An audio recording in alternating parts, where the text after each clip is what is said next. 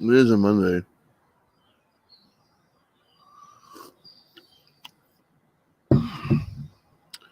We are live out here in the woods in my backyard with my Sasquatch Bigfoot mug on a Monday morning, the day after the Comic-Con. I thought I'd go live, see how everyone is doing. Normally you'd find our coffee and comic show on right now, but obviously over the weekend, Bob and I were busy doing some con coverage and stuff like that. So you get this instead. What this is going to be, I don't know. I don't even know what I'm doing. Monday? Man. Was that a bug? That's a bug. That's what you get when you're outside. Bugs in your coffee. See if anyone joins us this morning.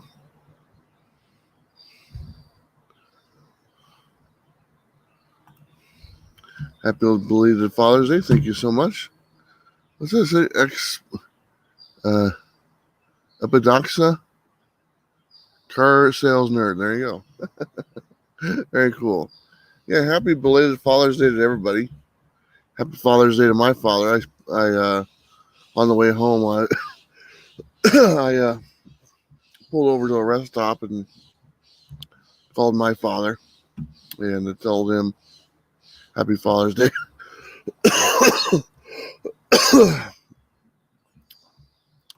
John, hello. Good morning, my friend. It's great seeing you this weekend.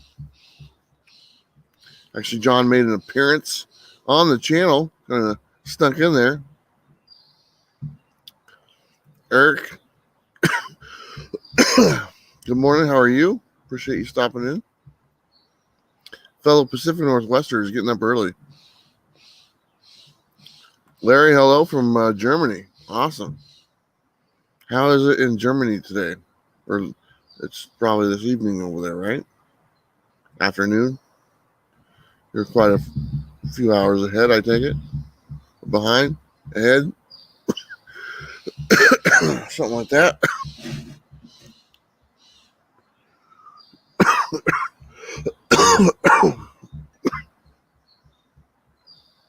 I haven't coughed all morning. As soon as I start talking, I start coughing. That's annoying.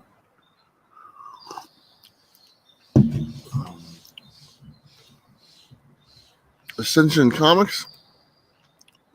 Is that right? Morning. Waking up with coffee. Yep. Flash Ray Video. Hello. How are you? Good morning, Bueller in the chat. That's right. I'm going to show you guys. I didn't get much from the Comic-Con. I really didn't buy anything.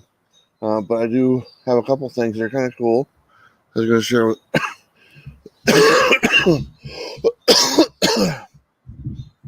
share with you guys. Good morning, Herm. How you doing? Good morning, comic book family. Hope all are doing well today. I hope so too. John had an awesome time. I can't wait until August. It's going to be fun. John was in Chris Claremont's line for, I don't know, what, 4 hours? 4 hours waiting for Claremont to sign his X-Men book. I thought he left. Now he was just waiting in the Chris Claremont line. It's crazy. John, Big Daddy Ross, how you doing? Good morning, everyone, from Little Rhodey. Is that right? Small Town Collectibles, how you doing? Hopefully everything's going good over there. Had a great time doing some 10 questions with him a while back. Talking about comics and really a little bit of everything, to be honest. So let's show this thing real quick. This is something I talk about. I do this all the time. when I do a con or whatnot. But I have people that come up and watch the show. Like, oh, I watched the show, I really enjoyed it or whatnot, or maybe even ones that don't enjoy it, as long as they say they watched it. I have them sign a book for me, and I brought this blank cover, and everyone signed it way down at the bottom, so they're all crammed in there, and so nobody wanted to sign it on the red. So the last guy, I was like, why don't you sign it right there on the red? So he signed it right there, and Z-Kleck signed it a little bit on the red as well. But anyway, that's pretty cool to have this all signed up. I missed a lot of people on this because we were tied up, and a lot of people just kind of came by the booth and waved. Oh, I really like the show or whatnot, and they just kept on going because they could tell we were busy and stuff. But yeah, I thought that was pretty cool to get that all signed by everyone. I know everyone had a good time, so this will go in my collection along with the other ones I have like this that are signed from people watch the show at the conventions I've been to. So I think that's pretty cool. Mr. Smeed, hello, afternoon from South Africa. Wow, they're international. So that's what happens when I go live at 5 o'clock in the morning on the west coast of the United States. What's this? I've never been to a con. Started collecting comics at the beginning of the Corona. We haven't had too many opportunities there, Larry, but you know what? Things are opening up. Things are changing, man. I think this con is actually probably the start of the con season because there's more cons happening very quickly throughout the country and stuff like that. So the big ones are like the New York and the Baltimore and the MegaCon and the C2E2 and stuff like that. But this one was nice.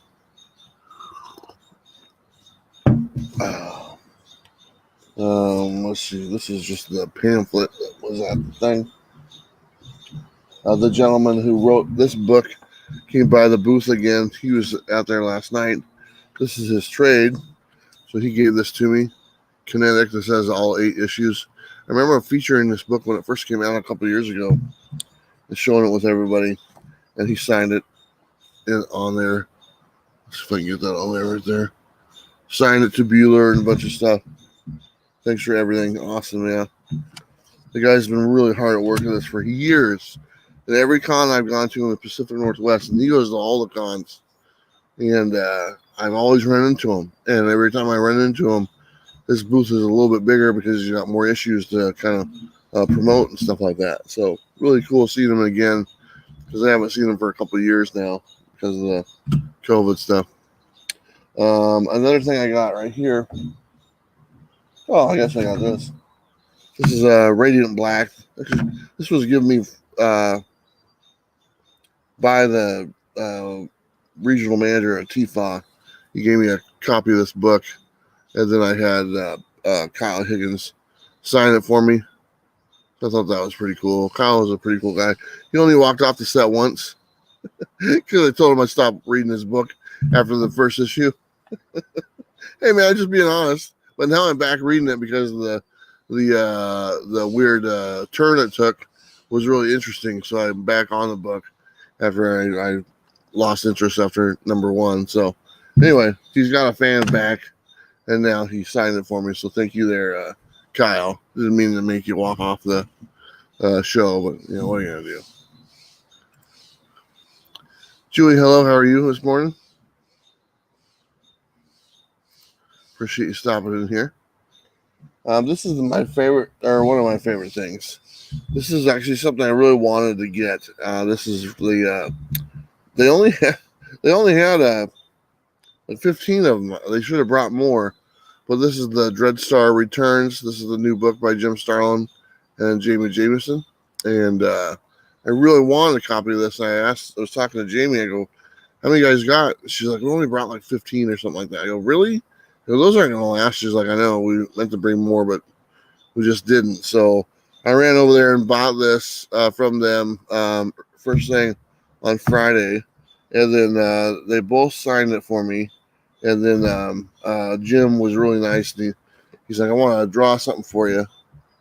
So I got the original artwork of Dreadstar right there on the front page, on the first page or whatnot. So I think that's pretty cool. I started watching it draw, and I was like, "What is he drawing?" And then the artist just put everything together at the last minute. That's exactly what he did. So very cool for him to do that. Love this book, and then I had a really nice weekend with them. They were on the channel, just once, but we talked quite a bit. And we did the panel together with both of them, and very, very good people. So very happy to have this in my collection forever, ever. So, is everybody just waking up? I don't know. That's what I'm doing. I'm exhausted. But it's so hot out right now. My house was just like a furnace when I got home. So I didn't leave my air conditioning on. I had some fans on and stuff, and it was in the upper 90s over here. I know it's a lot hotter some other places in the States right now, but for us it's pretty hot, and it's pretty uncomfortable. So I'm like, let's do this outside this morning and wake up my neighbors. I don't care. I don't even know their name. Dick and Sam and Jennifer. Those are people that are doing YouTube channels. Anyway, I'm tired as well. Super hot yesterday. How you liking it here? Now that you've been here for a while here, Eric.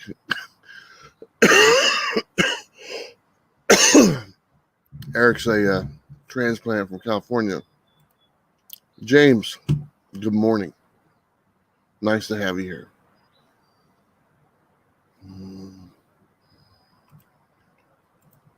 Let's say, Mr. We're having the opposite here, absolutely freezing. Mr. Smead, how about we take a little bit of us and take a little bit of you and we stick it together? We get perfect.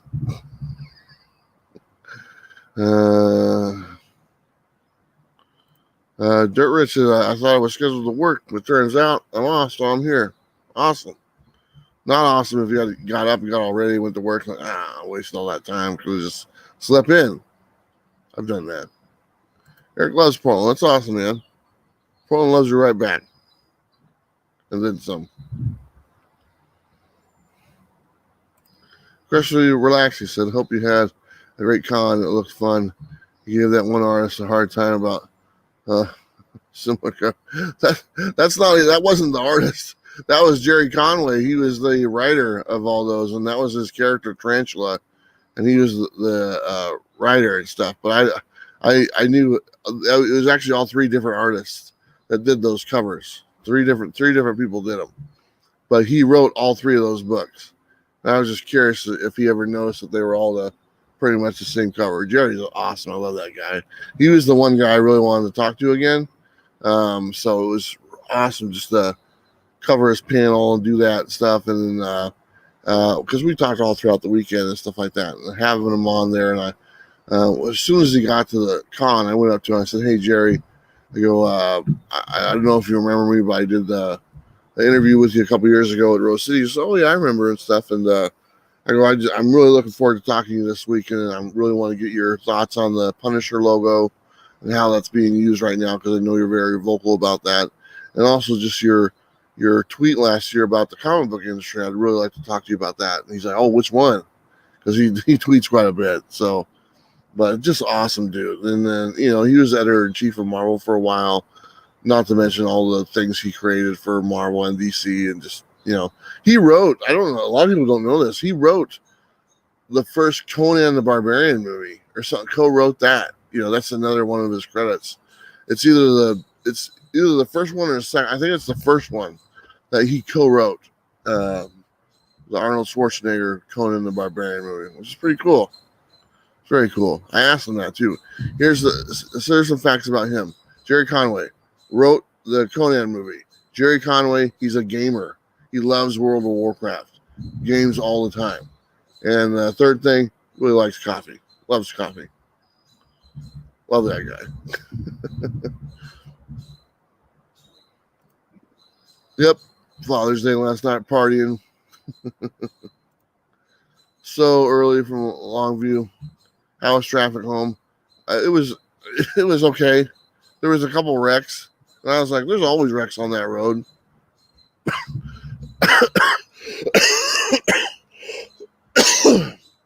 I really don't know why, but there always is coming and going. So I pulled off at a rest stop for a while and made some phone calls.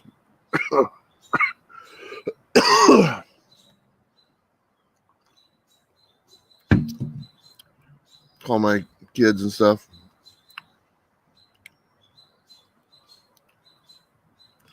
I've been up 2 hours. Why? John's like, what? Sorry about that, you guys. That's probably not fun to look at. John's like, I love this weather. Well, whatever, John.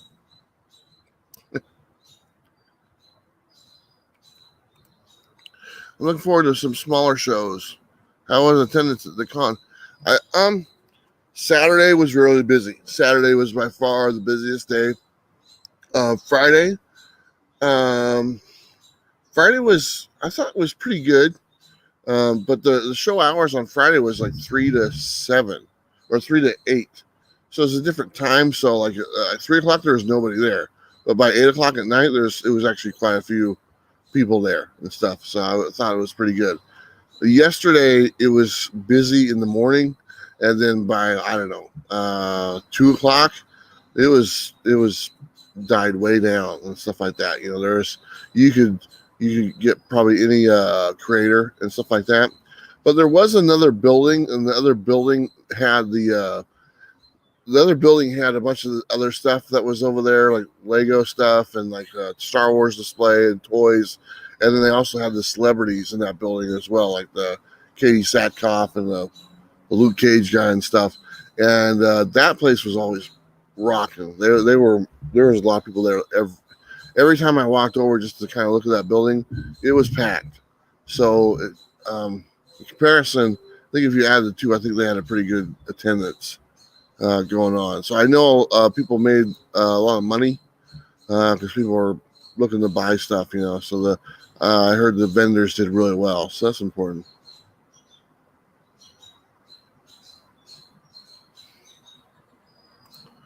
What's your favorite moment of the weekend? You know, this seeing some friends I haven't seen in a while. I mean, this, you know, Ryan and Tom and some of those people and stuff. We've been friends for a long time. Comic Tom, Fire Guy Ryan, and I just haven't seen him in a couple of years, you know, because of what's going on. And really, the last time I saw Tom was literally at that Comic-Con 2 years ago when we were doing the Chris Claremont panel together. And, we talk on the phone every now and then and stuff, you know, and probably a few times a month. And, but we just haven't been able to get together or do anything. So seeing them was pretty cool. You know, again, just good friends, good times. And, but I really enjoyed Jim Starlin, hearing that he's back working and stuff like that. Peter David, I really enjoyed talking to him a little bit, and I was kind of got a little. There was a lot of times when he was at his booth, there was nobody there. I was like, "That's freaking Peter David." You know, he's done so much. He's still active. He's still doing books. He's still doing the Symbiote Spider-Man. He's still doing the Maestro. He did Incredible Hulk for so long, tons of stuff. And I was like, why isn't there more people at Peter David's line? It didn't make any sense. There was more people at Inker's line than there was at Peter David's. I didn't get it. So, but I talked to him quite a bit. That was nice. Just the whole experience in general. Besides having to wear that stupid vest, because that's not the vest I wear when I shoot the videos. The vest I wear when I shoot the videos is a light vest. You know, it's you can hardly feel it when you're wearing it. The one I wear when I go to do shows, it's like a thick bulletproof vest or whatnot. It's so heavy and makes me sweat and gross and everything. I don't know. I gotta get a different one. But the whole thing was great, and I got a nice piece of memory right here. I'll show here in a minute.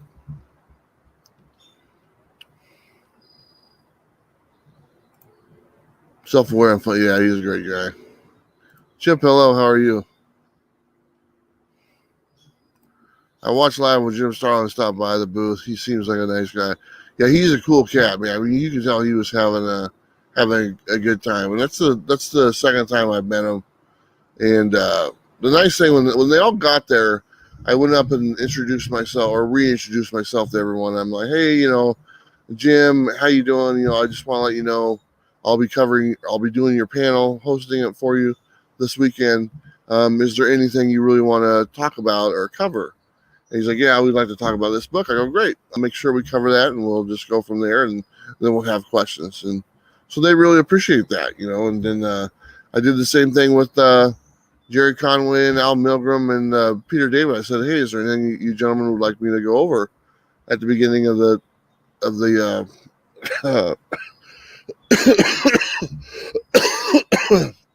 at the beginning of the panel?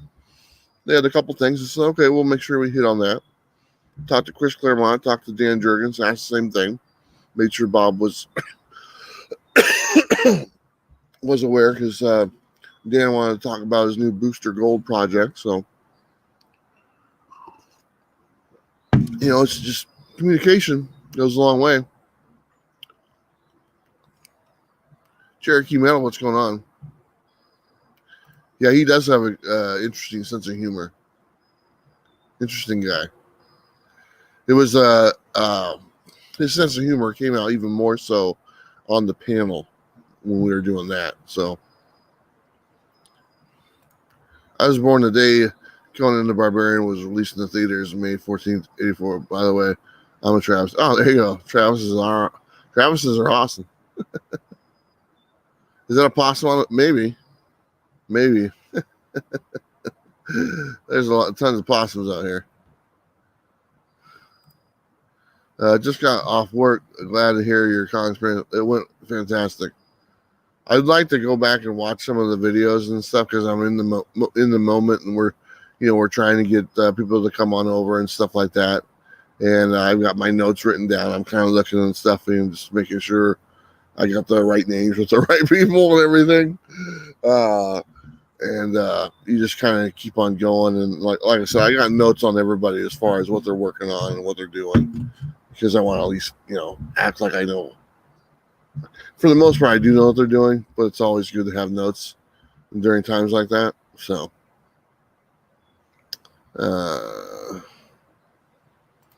their way home, a car, the right lane, blew a tire. A piece of it hit our windshield, but didn't do it. Oh, man. Yeah, a lot of blown tires on that road. Dylan, what's up, my man? How you doing, my friend? Hopefully everything's going well. Dylan's Horror Show. Dylan is one of my partners in crime when it comes to doing the monthly best comics of the month. We still got to figure out what we're going to do for this month, but we're all behind. So we might just take a month sabbatical and then come back at the end of July or something like that. Sin City, how you doing, my friend? Roger, hello, how are you? The live streams are. Thank you so much. I was so happy that the internet was good there. That made so much of a difference. If that wasn't the case, I had these other videos planned, and I would have been up all night editing these videos and trying to put them out, and stuff, and shooting them a certain way and everything. And it would have worked, but it just wouldn't have been the same thing. But being able to go live, whenever we wanted to, and just have people come over and really in the moment, that was so much easier and better, to be honest. So very cool. Zoro says, glad to see you made it back. Yep, made it back safe and sound. My dog killed awesome, bigger than a small dog last week. It was traumatizing for me. You're into that horror stuff.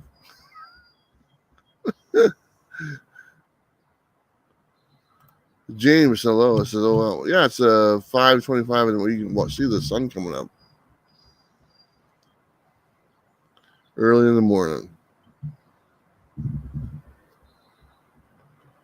I would be calling Mexico.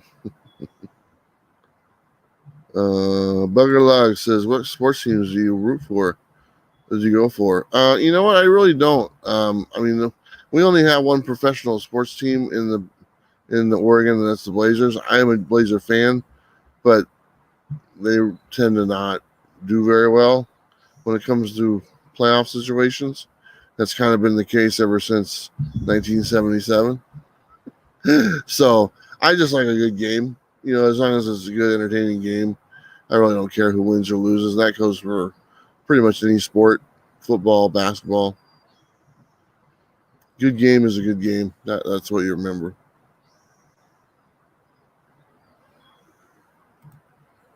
Everything's great, but I was loving a lot. Thank you, man. That was a lot of fun. Kate Titus, how you doing? Shane, hello. The internet was a 10-10. Yeah, worked out great. And we had power, but everything we could need for that booth, which was just fantastic.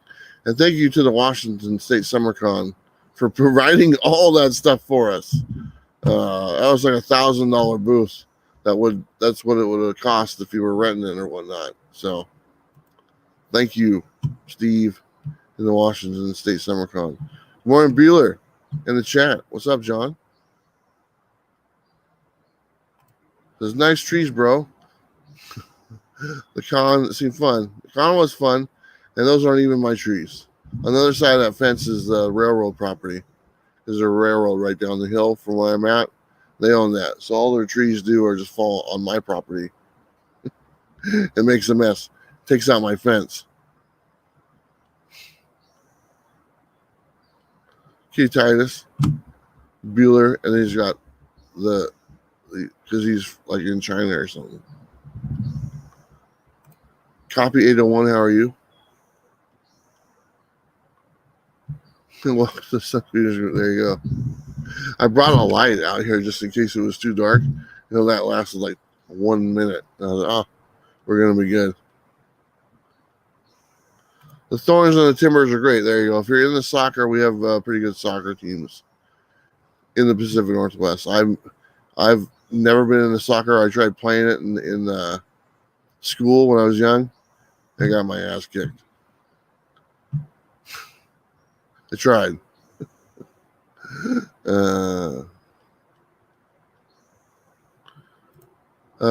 Twitch says, any video games that you are currently playing?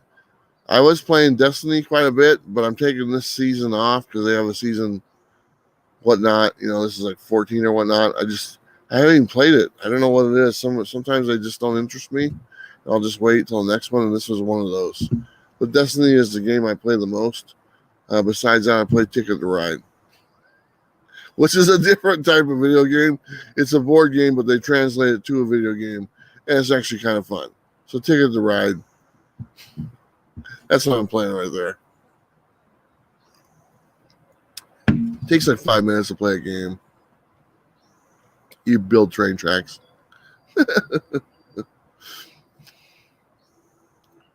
110 Vegas Day, yeah. My daughter, she's in Albuquerque, and she was like, oh, it's 107 today. Empire Comics, hello, says, what's up, Bueller? Where's the coffee? Coffee's right here, man. I have some light speed coffee right here from Comics on Coffee. This is the big mug. I mean, I got big hands, but this is the big mug right here. So this a lot of coffee this morning.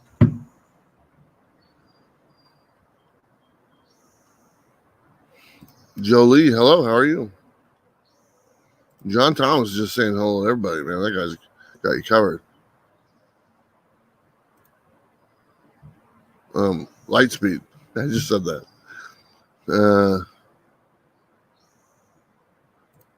That con didn't seem like the older con, but can you rate it a 1 to 10? 1 to 10. Okay. So let me compare it to the one that they had 2 years ago. Which was, you know, they had tons of time to plan it. They had a really great lineup and everything. So in comparison to this year when they only had like a month to get everything settled and taken care of. I thought as far as everything goes for the con, pretty much the same as what it was 2 years ago. Okay, the layout of the place, I thought the attendance is pretty good. The staff was there, everything was organized, very clean, easy to get in and out. As far as the lineup of creators, I thought that they had a good lineup, but they've had better. And the reason why they've had better is because the last time they had a full year to get ready and really promote it, to where this one, they only had the month. As soon as the state gave the okay, then they put in those calls to those people that were on the fence, say, hey, can you do this? Can you do this? And I mean, they called everyone. I mean, you should have seen the list. Tinian was on there. Brian Michael Bendis was on there. Alex Ross, just a ton of people that they were trying to get. Eastman or whatnot, and it's just that people are still hesitant, because of the COVID thing, and that's understandable. And they're like, hey, if it was a month later, we'd probably agree with it. And but for that reason, I think they did a good job. So I mean, I'll give it a solid A or a B plus. B plus. So I was pretty happy. Obviously, I was happy with it and whatnot. But I do know that they could, with more time and prep, they could increase that lineup, because that one lineup from the year before was knocked it out of the park. So, and then if you were to go back and see the lineup that they had for last year that was canceled, oh my God, it was crazy. And he wasn't even done. He was 4 months out and he already had the lineup already done. And it was like, you're looking at it, it's like, he's like, there's 3 more? And every one of those 3 was better than the next. I was like, Jesus. So anyway, the guy's got connections. Shane, did you stay up? I was up till about 1:30, 2 o'clock, and I went to bed. So I fell asleep from 2 to 4:30. So I slept 2.5 hours. Good morning, Pennsylvania here. What do you think of the Aftershock as a whole? As a whole, they're okay. I think that their main problem, I love Aftershock. They put out some good books, but I think one of the problems they have is they end books too soon. They only do the 5-issue runs. There's a little bit of gap in between in the whole. When they have new titles come out and they have the old titles coming to an end. And they need to maybe time down a little bit better, or make those series a little bit longer, maybe add 1 or 2 issues to the books. I think that would be a good thing to do, because it's like you got like 5 really good books going on. They're all coming to an end, and you only got 1 or 2 coming back out. I don't know. They need to space it out a little better, or maybe add a few more as well. Rantor, good morning. Old Wolf, good morning.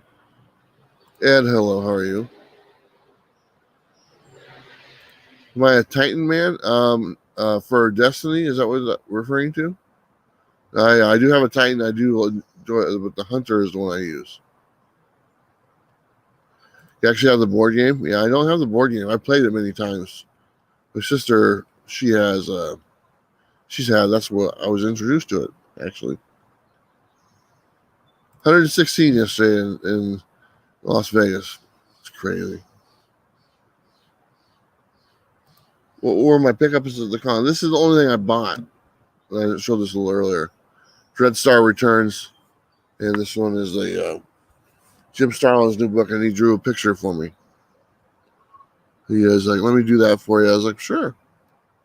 Autographed it, original Dreadstar picture. So this is really the only thing I bought the whole con. This thing, I want to show this real quick, because this is something special that I had every single creator at the con. This is every one of them that was there. Signed this for me. And here's Liam Sharp right here at the bottom, or right here. That's pretty cool. His signature's pretty cool. But they all signed this for me. It's a painting board or whatever, and I'll go ahead and frame this or whatnot. I'll probably put Washington State Summer Con 2021 up there, or something like that. But I like stuff like this, and I didn't bother them with getting other signatures or stuff. I just wanted to have a nice, big, huge thing. There's Peter David down here. Emma Kubert right there. Dan Jurgen up in the top right hand corner. Everybody. Joe Robenstein, Al Milgram. I can pretty much make them all out. That's pretty cool. Jim Starlin. Yeah. So this kind of stuff I like. And this is a memory. They all really enjoyed filling this out. They thought it was pretty cool. So very nice. That's my prized possession, I guess you'd say, that I got from the con. So I'll frame it, put it up somewhere. I don't know. If you find any good back now. That's the thing. I wasn't really there to do the whole shopping thing, and I was there to do the con coverage or whatnot. Bob did. He ventured out and bought some books. I think a little bit, but not very much.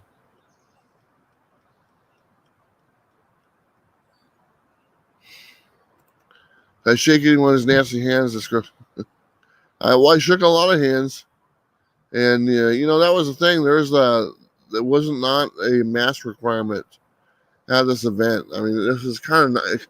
There's a lot of sense of normalcy at this event, which is just, it felt good. I'm fully vaccinated. So is Bob. So are my friends that came over and saw me and stuff. And all the guests, I believe, were fully vaccinated. I think all the staff was as well. And there was a lot of, people felt really comfortable, and I thought that was good. They actually did a thing with the bracelets to where you could wear a bracelet, and there was like a white bracelet means you're fully, it was voluntary. A white bracelet means you're fully vaccinated, you're okay with, shaking someone's hand or, saying hi to someone and being close. A yellow bracelet was you're a little hesitant, you're okay and stuff, you've had your vaccine, but you're still a little hesitant and stuff like that. And then they had the red one. The red one was like, stay the hell away from me because you smell funny. And so people could wear those voluntarily if they wanted to. And I thought that was pretty cool because it made sense. So. But yeah, there wasn't hardly any masks. There was some being worn, but even by the guests, the celebrities or the comic book creators, hardly anyone was wearing a mask. Getting back to normal, July 4th is what I'm saying is like the time when there's going to be masks being attached to the firecrackers. As long as you're vaccinated. You would stay far away from Bendis' stable? Okay. Bendis is a good guy.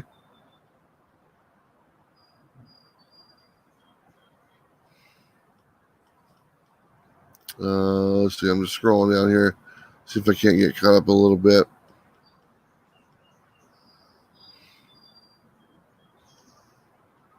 Let's see.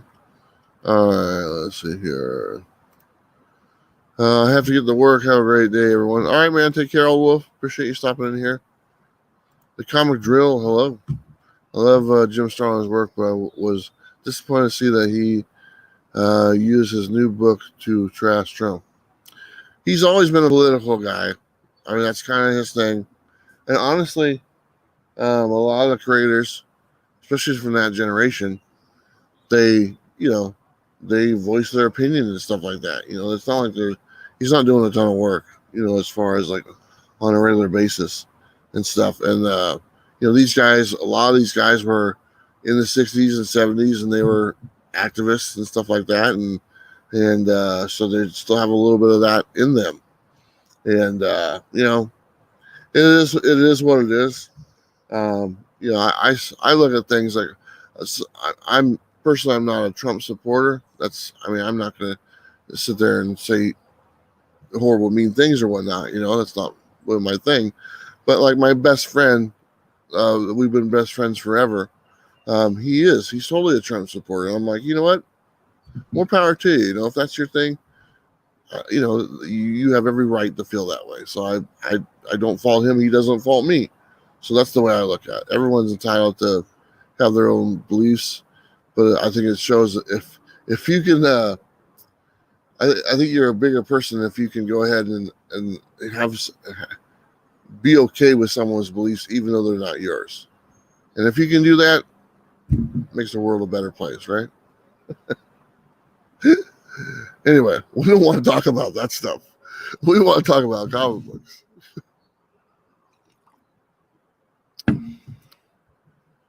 Can I get your opinion on Something Is Killing the Children versus Department of Truth, long-term value? What comic book series is a long-term keeper? What series wins an overall dollar value competition? I think the Something Is Killing the Children will probably be the one. I think it's a better book, to be honest, in general. I think the Department of Truth has some highs and lows. And, the lows that it's hit are not for everybody. But really, when you look at a book like that, Something Is Killing the Children or Department of Truth, you're really only looking at the first issue or the second issue and stuff like that. Independent books don't really, for the most part, it's the number one issue that you want to have. As long as you have number one, you're good to go. It just doesn't. The other issues, yeah, sure, right now they're hot, number 2 or number 3, but you won't see an increase in value like you will the number ones, because there's not really anything significant that happens in the other ones, as opposed to a Marvel or DC book when you get a first appearance of a character or something like that. That's what makes those books spike or something. The only exception to the rules, like The Walking Dead, they had some characters in there that were introduced, so that made the book worth more money. But really, think about it. Think of any other, independent title or long-running series. Just take Saga for one. Saga's worth some money. And they introduce more characters throughout the series. But for the most part, after the first few issues, you can find them for pretty inexpensive. And they'll probably sit at that price point for quite some time. So if I had to pick the two, I would just go for number one issue of actually both, if you can pick them up. But in the long run, probably Something Is Killing the Children. I just think it's a better story in general. They probably have both potential of being made into a TV show or whatnot. And obviously that's going to affect the book. But just as far as in general, it's just a better story. So I'd go with the better story. So, Arthur, hello. How are you? Yeah, he bought that X-Men book. I need that one for my collection. LCS, what's going on? So like Bueller needs more coffee. Yeah, I do.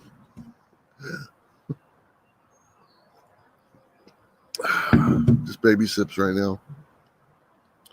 Don't want to mess up my fake tooth. They say don't drink like really hot water or hot stuff. It might make the fake tooth do something weird. So I'm like aiming the liquid towards the other side. I don't know. Apex, how you doing? GT Key Comics, hello. James says, will you be attending more cons? The cons I normally go to are canceled this year. Yeah, I want to go to as many as I can. And really, that's the... I'm obviously going to do the ones here locally for the most part. And then I'm planning on doing I'd like to go to New York. I'd like to make that happen. But really, my goal is to kind of, I don't know if this would happen, but I like going to cons and kind of setting up a booth and kind of being a host or something like that. I think I can pull that off. And I think the more opportunity I get, it'll just make it even better. And if I can get more opportunities, like more showrunners see what we can do or bring or whatnot, I think we'll have people reaching out to us and say, hey, would you like to come and do something similar over here in, Austin, Texas or something like that? And I'd be like, yeah, that'd be great. So that's kind of would be a goal to do, because I think we could do a good job. And I think the creators respond really well to myself and to Bob. I don't know if that's something Bob would want to. I don't know if he could do it full time or whatnot, but he would definitely try to do it when he could. But most of the creators feel very comfortable with me, and I've met quite a few of them. And we have a good rapport, so that goes a long way. Like when they say, "Oh yeah, the guy from the Comics with Bueller is going to do your panel," like, okay, I remember him. Yeah, he's a nice guy. That sounds good. And that kind of stuff. The word gets out, so I'm hoping that I haven't checked my email all week, and I'm not. Oh man, that's gonna be nuts. Maybe there's something in there. Let's see. Some people talking about those two books.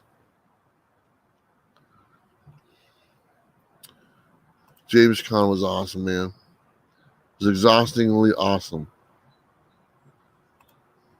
Somebody's killing the children 11 is a key. All right.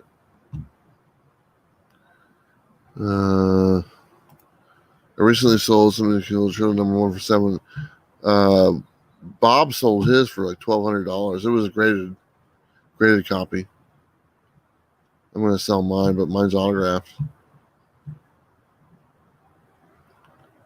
So I'm going to sell all my Somebody's Killing the Children's. I'm going to sell all those. I'm going to sell all my Venom run. I have all those. Some are autographed. And then I'm going to sell all my Immortal Hulk run. I'm going to sell all my Department of Truce. I'm going to sell all my stuff. To be totally honest. We'll see what we can do with those. Got to start paying for some stuff. Come to C2E2. That's one I want to go to by far because it's just an awesome con or whatnot. Here's the thing: they're trying to cram all these. There's literally like big cons, like back to back to back, like every weekend for like the last 3 months of the year. They're all trying to get in, so it should be interesting how that goes, and if the creators are like, "Oh, we're a little tired of flying out every week," so I should sell my Somebody's Killing Children issue 1. It's the Frisian variant. Yeah, the regular cover is the one that's worth the most. I was just kind of surprised. That's the one I have. I have the regular cover, and I think I can't remember, but I'm pretty sure it's near mint, 9.6, 9.8, if whatever the grade thing is. And but it is autographed by James, because James, I met him a couple of years ago, and when nobody was talking about that book, and he didn't even have it at his booth. But yeah, I think I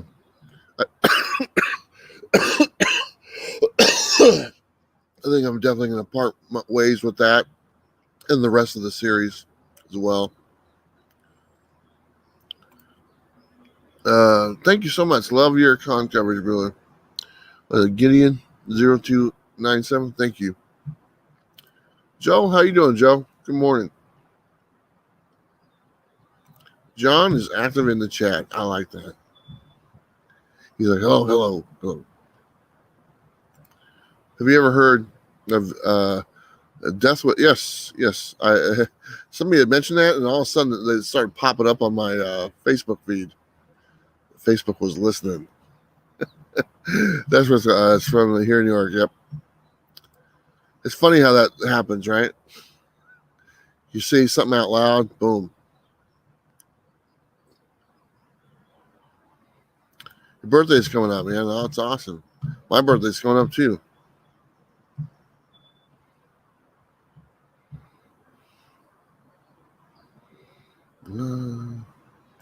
Let's go. What's going on with the Bueller mystery boxes? I'm out of the boxes, and for the most part, people should receive all the ones that were sold last week. They should get them. The media mail takes longer. A lot of people chose media mail, which I was surprised. I was really surprised. Well, not that I mind, but media mail could take up to 2 weeks. I said that in the thing, 8 to 10 business days or whatnot. But yeah, they were sold out pretty quickly. I actually sold more than I had made, so I had to make some more and stuff. But I'm hoping to maybe put some boxes together next week.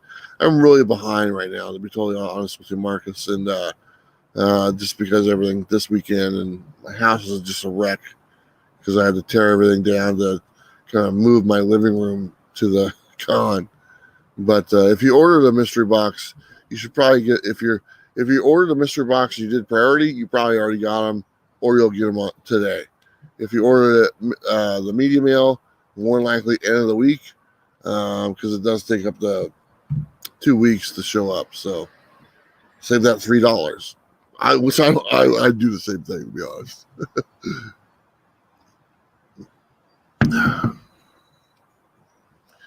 When they do media mail, I have to kind of, because you're not supposed to ship, which is stupid. Because apparently it's 4 papers, but you can't ship comic books. But I don't know. I think it's kind of a gray area, to be honest. But whenever I do ship media mail, well, it's not very often. I go to like 4 or 5 different post offices, so I'm not like dropping off like a whole bunch of boxes. So I go around and do a loop, and I drop off like 3 boxes each one, 3 or 4, so it doesn't look suspicious.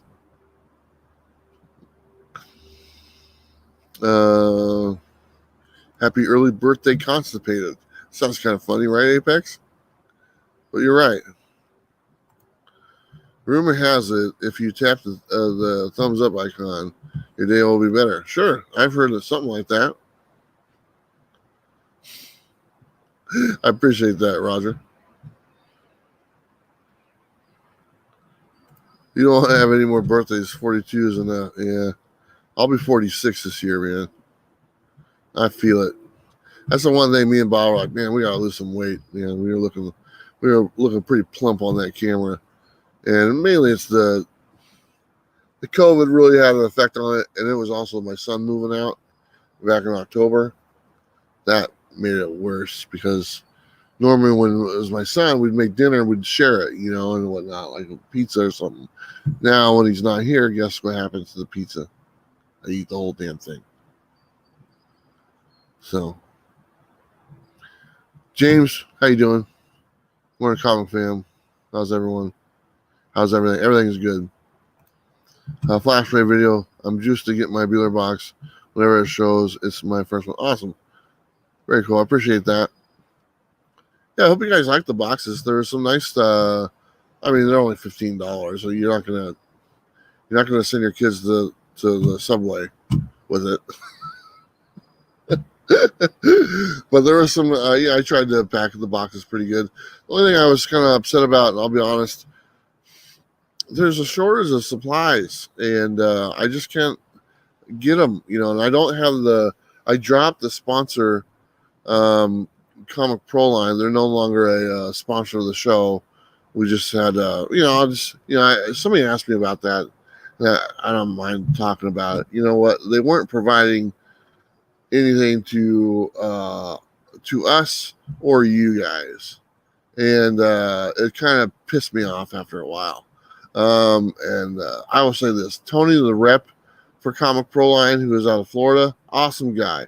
Best part about Comic Pro line, Tony. Love him. The company itself and the guy behind the scenes that owns it made some promises to me, did not follow through. Not at all. One time he sent me some stuff to advertise. We did that. He talked big, did not deliver. After a while, I was like, why am I doing this? Why am I sitting here giving this company airtime when they clearly don't care about what's going on and about us doing something on our end? They're not giving my customers, or not customers, they're not giving my viewers, who would be their customers, any type of discount, like a Bueller code. You have to pay the regular price plus the exorbitant shipping costs, because most of it comes out of Canada. So they weren't giving you guys as customers a break, and they weren't even shipping us anything either to feature on the show. And I was like, it's not doing any good. And finally, I called Tony. Like I said, he was the best part about it. I called the guy Tony a few weeks ago, and I was like, man, I go, you need to tell the owner guy, Joe. I was like, if he doesn't see any value in what we do or what we advertise or whatnot, and if he's not willing to live up to his end of the bargain, I'm not going to deal with him. I'm not even going to have. I'm not even going to waste my time and try to convince him, because I know there's people out there that do value, what we bring to the table. And I said, if he has any pushback or whatnot, just tell him forget it. And he was like, oh, I don't. And I was like, just forget it. I don't want him. If he doesn't, it's not worth. If he's not going to bring any value to you guys to save you guys money, if they're not going to bring any value to us for what we're providing on our shows and the advertising and everything, screw it. They can take a hike.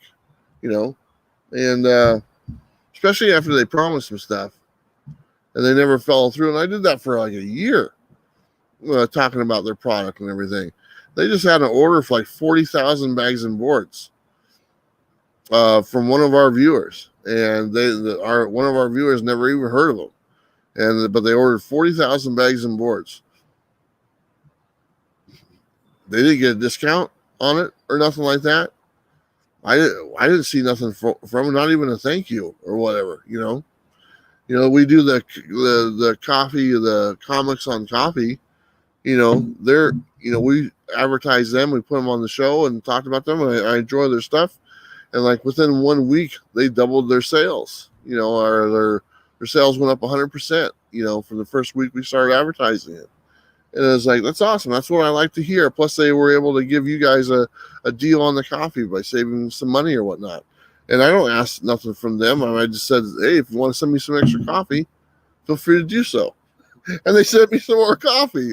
So it worked out great, Anyway, now that's why I don't have a Comic Pro line. So what was I talking about? I don't remember. Oh, yeah, the lack of comic book supplies.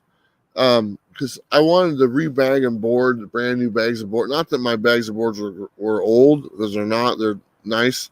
But I wanted to rebag and board all the books for the Bueller boxes, but I just couldn't find bags and boards. Nobody has them around here, man. They're just short supply. So they were in the regular bags of boards, which are still newer, but I like symmetry. And these ones are kind of like, there's some silver, there's some regular ones and whatnot, but I don't know. Maybe it's just me. Anyway, that's my little rant about Comic Pro line. They got good product. I got to give them hats off. I really enjoy the product. And I really enjoyed Tony. Like I said, Tony was really good to me. And he was taking care of stuff from his own supply, and then donating it, for you guys. Like when we were sending out our exclusives, he sent out some bags and boards for us and stuff out of his own pocket and stuff like that. But it's like, I told Tony, I said, you shouldn't have to do that, man. The company said that they were going to take care of this stuff. And they're full of shit, I guess. I don't know. That's just the way it is.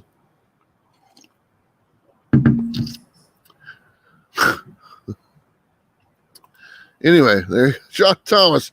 Yeah, I went to a little con. I can't pronounce that. Like 5 years ago, he was there signing. Super cool. Awesome. Are you still on the lookout for any Silver Age books? Not really. I gotta start liquidating and not adding stuff to. I'm actually gonna go to my LCS this week and almost cancel my pull list. Besides a couple books here and there, I'm gonna cut it down from 25 books to about 5 books. And not that I won't be up to date on the books, because I still get copies of the books sent to me digitally, and I'll be reading those. And just so I can stay up to date. But I have to, for what I want to do next year, I can't keep collecting, so I got to downsize. And so I got to really focus on that, because I got a whole house of stuff to get rid of. Yeah, you can do those for video games. They count as media mail.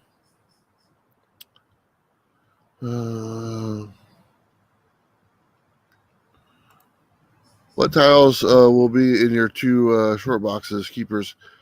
It's the that's a great thing, because I'll tell you, it's the ones that I keep. It's going to be stuff like this. This is the type of stuff I will keep. To be totally honest, autographs, gifts from people, stuff like that, and a handful of others. There's probably a handful of regular books I bought, maybe less than 20 that I'll actually keep, that I've actually bought the books for and have in my collection. The rest of the ones I keep are literally like just memory books like this, and ones that were given to me or sent to me with something special behind them and stuff like that. So, yeah, those are the ones I want to keep.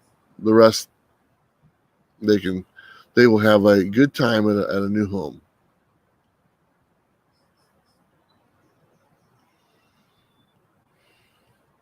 Comics like having a new home. Man, I'm really behind here. Where was I? Hold on, let me see what I can do here. There's that French kissing one.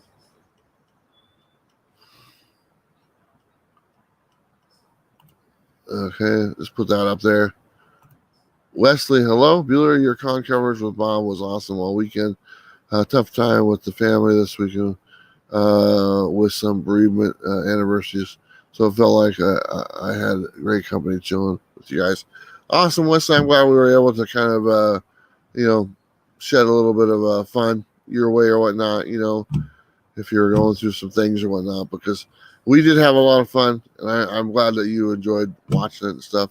I'm hoping that we'll be doing it again very soon. So, good times, my friend. Hopefully you're doing okay, Wesley.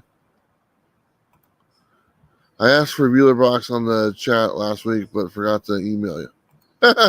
Way to go, dude. COVID weight hit a lot of people. That's right. 46 is young. That's not right. Sean, how you doing, man? Appreciate you stopping in here. Got your home brew. I'd like to give that a taste one of these days. I think nothing better than is it cold? Is it the cold brew as well, or you make warm with it? Because I make some really nice home brew, cold brew. I need to.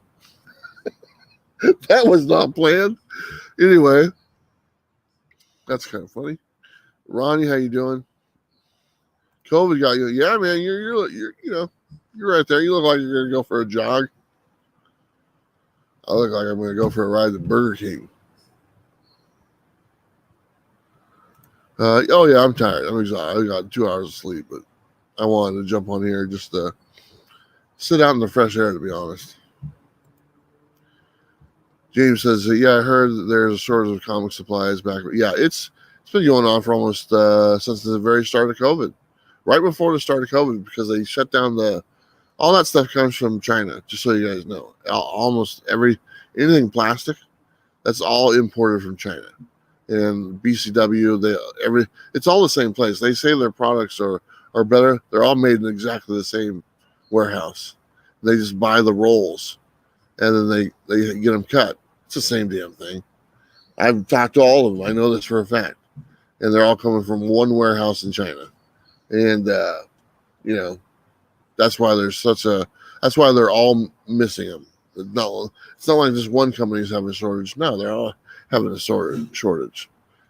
They just stick their logo on it. That's all it is.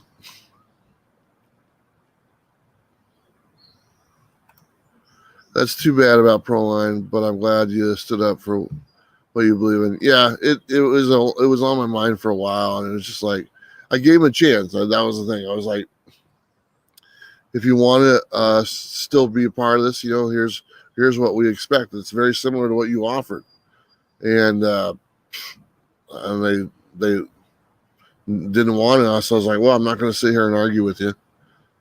I'll just move on and go somewhere else. There's other people waiting in the wings, that come to me and say, hey, we enjoy your show. We'd like to do some stuff. And if any of those people are watching, I haven't gotten back to you. My apologies. Like I said, I am behind.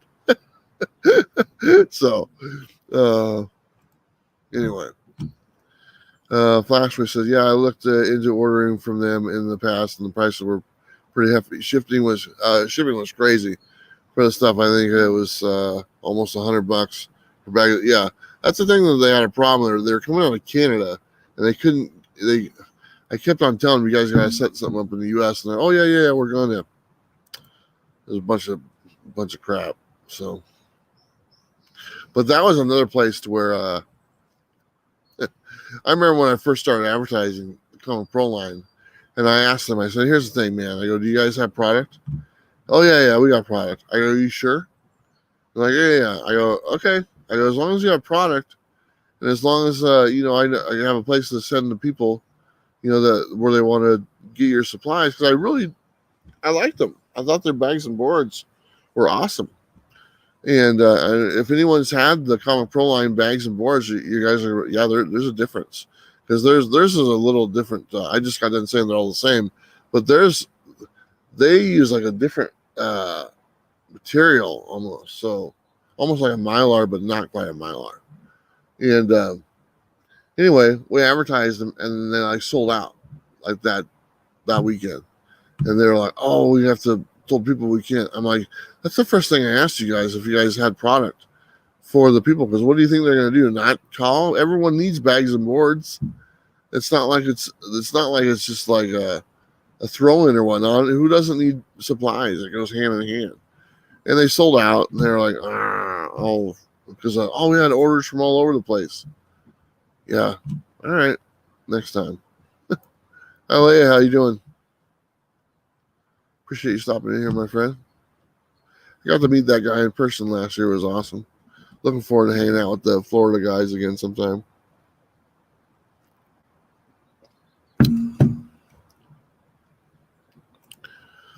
If you're in Canada, you get a really good deal on shipping. A lot of times you get free shipping, and it's really worth it.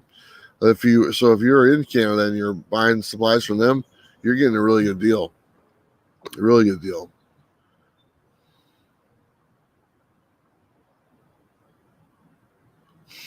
Joe, no love from Canada. I love what I saw from the con while I worked last night. Good stuff. Awesome, man. I'm glad you did. I'm glad so far. I've had a lot of people say they really enjoyed the Jim Starlin interview, and him and Jamie. I thought they were great. I mean, they were really having a fun time at the con. It was nice having Chris Claremont come back on late last night. That was when everything was kind of winding down. Bob had already left for the day, and Chris was just sitting across from me, and I was like, Chris, come on over, man. He's like, okay. So it was nice, just kind of, it was kind of impromptu, just talking to Claremont for a little bit. And like I said on there, there's nothing I can really ask him that he hasn't been asked before, because he's done this so many times. But just interesting to see how these people's minds work, to be honest, and how they're able to make these stories up and everything. He was talking about, he's got a new book.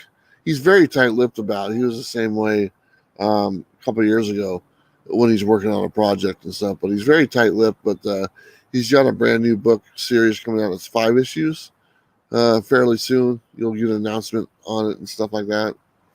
So I'm curious to see what that is. He doesn't often do ones that they're normally one-shots, so it should be interesting. So Tony can work somewhere else. That's Tony's side hustle is the Comic Pro line. He's actually a contractor, and he does a lot of mason work and stuff like that. And then on the side business, he's a rep for the Comic Pro line. So on the weekends, he goes around and kind of promotes their product and stuff. So it's kind of a side hustle from him. But yeah, Tony's a hardworking dude. That guy's 100 miles an hour, man. He was hard to keep up with. Pedro, hello, how are you? Says good morning to you. Happy Monday, Comic Fam. Awesome.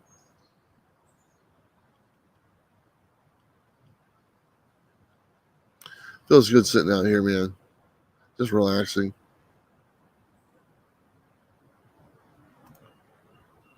But nope, when it's expensive, same for you guys. Where can we buy your books? I don't have anything for sale right now. I do have the Moon Knight. Can I say it now? Yeah. Moon Knight, #1. First Comics with Bueller exclusive. Coming out end of July, 1st August. So that's my very first Marvel one. The cards are still packed up, but I had a picture of the cover or whatnot. But yeah, that's the one I'm doing. Moon Knight #1. I'm partnering with Bird City Comics. You'll be able to get it on their website. as soon as they're going to do pre-releases and stuff like that. And so you can order them straight from there. The nice thing is they're handling all the shipping, all the logistics, which is great. There's the setup to do that. They're a business, So it's literally just go to the website, you click what you want, you buy it. It's none of this, I'll send you an invoice, send me an email, and all the rigmarole I was doing. It's much more professional. And the nice thing is you can save 10% on your total purchase, anything in the store, but including my book as well. So get 10% off. You just enter Bueller when you check out. But yeah, I'm pretty excited to have my first. For one, I'm pretty excited to have my first book from Marvel, a Moon Knight book, which is definitely there's some buzz around it. Obviously, that they're making a Moon Knight series, but Moon Knight's just a cool character in general, and a lot of people's favorite character as well, or one of their favorites. So I was a big fan of Mark Spector's Moon Knight. I thought that was pretty good, and just the overall character in general, it's just cool looking. So, yeah, man, it's gonna be very nice to have my first Marvel one up there. Let's see, Bueller's Poll. It's a bunch of independent stuff, and like 3 Marvel and DC stuff. Pedro said, "I signed the book when you." Oh, awesome, man! One of my ones I keep for my thing. Very cool. Speaking of that, I have books signed by this gentleman, Marvin. How you doing? He signed some books for me. The Edge, which, if I'm not mistaken, Rod the Rican as number 2 exclusive, which is an homage to the X-Men book or something like that, which is pretty cool. Is it available to purchase now? I saw him doing an announcement, but I didn't know if he actually put it on sale yet. Why am I selling my books? I'm selling my books because I'm liquidating everything I own to kind of go on the next chapter of my life next year when I want to do some traveling and stuff like that. So comic books are very heavy and they do not travel well. So I want to get rid of that stuff and do a lot of traveling and just have fun talking about comics on the road. So that's kind of the plan. Selling my house. There's even a chance that Bob might be buying my house. He's talked about it and stuff like that, which would be great. He said he's not going to keep the coffee set. His wife's not going to let him. I'm sure we can talk her into it. Jackie, hello. How are you? Good morning. Alex, hello. I'd be interested to know if there's any topic you've stayed away from due to the fear of reaction.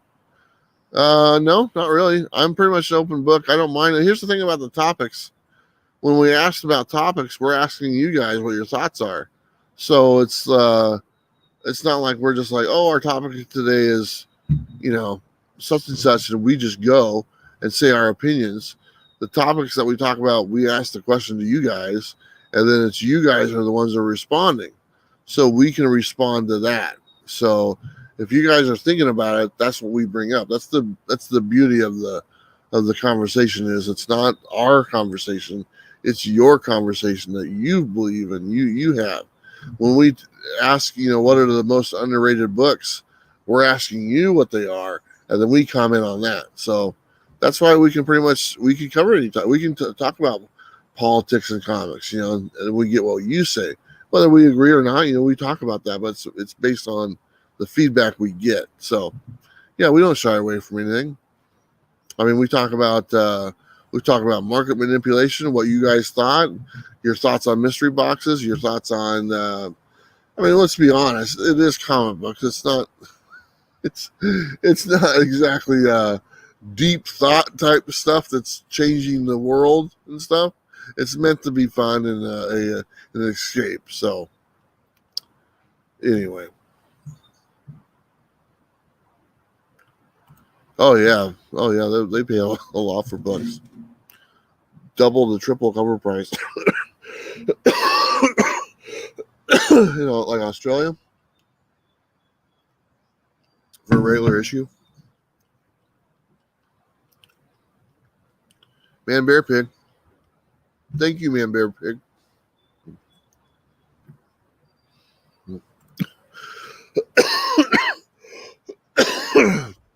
Absolute Venom 13. I'm drinking my coffee with Italian sweet cream. Nice. Boston Comics, how you guys doing? 62 Lefty Blues, what's up? Did I see Neil Adams? Yeah, he just had his birthday. And Neil is, I think his health could be better, obviously. Felt a little bit bad. He's an older gentleman and stuff like that, but he's looking very, very frail right now. So I hope he's all right. Louis V says, "Hey Bueller, something."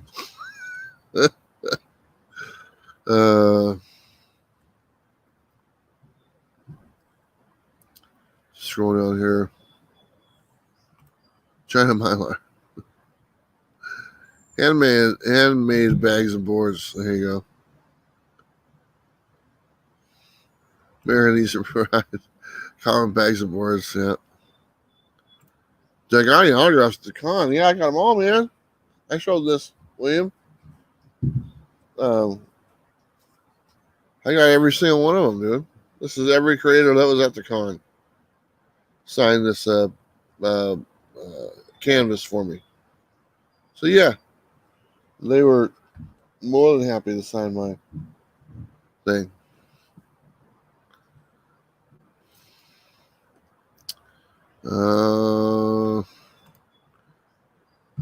Do you and Bill still talk? It's nice seeing Comic Tom guys on the show. Do me and Bill? You're talking about Bill from Economics and Comics? It's nice to see Comic Tom, you guys. Yeah. First thing about Tom, I haven't seen Tom in 2 years. Tom and I are good friends. We've been good friends for a long time. We've meant to do stuff together. It just haven't worked out. And just our scheduling stuff has been different. But Tom and I talk on almost a weekly basis. As far as Bill goes, I haven't talked to Bill in a long time. I think I sent him a message, wish him happy birthday or something like that. But I don't know. He's off doing his own thing, and he's happy doing it. He does a good job. You know, his audience enjoys it, and more power to him. So, but yeah, I haven't talked to Bill in a long time.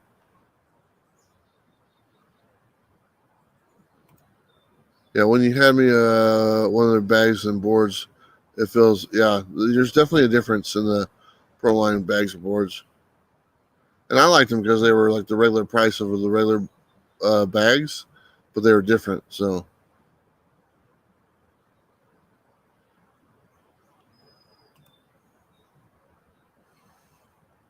he just spent 3 days at con with Bill. No, you mean with Bob? With Bob. Professor Bill? The only Bill I know is Bill for Economics and Comics. If it's someone else, then I don't know.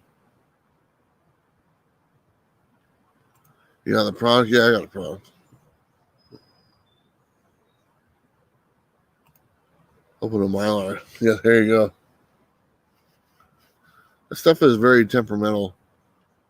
I've heard of people destroying whole rolls of the, big size, the size of a tire, you know.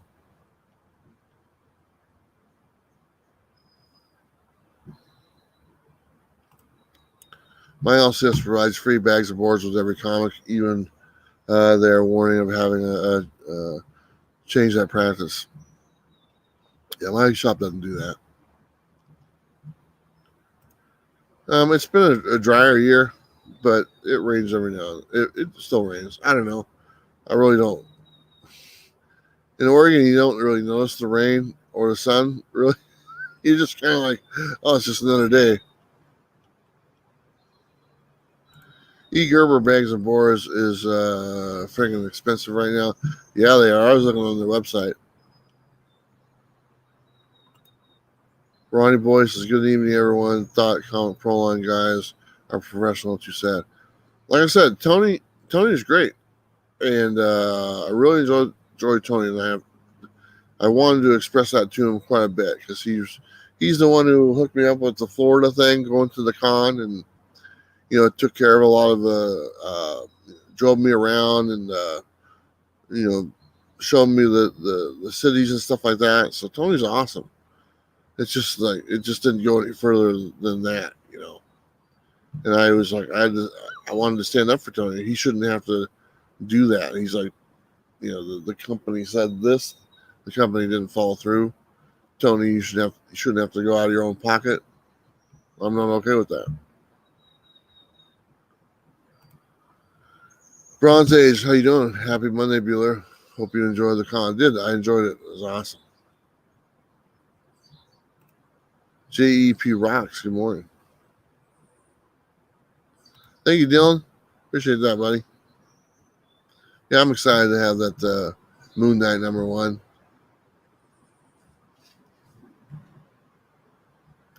I'm really excited to see how it goes. Obviously, there's going to be more copies available because for Marvel, you have to purchase, you know, a couple thousand or whatever. So there'll be more opportunity to buy it and easier access to get it, you know. So I'm curious to see how it does. Joe says, I'm getting a breeze from the AC. Do enjoy that. Yep, me too. Thank you, Eric. Appreciate that.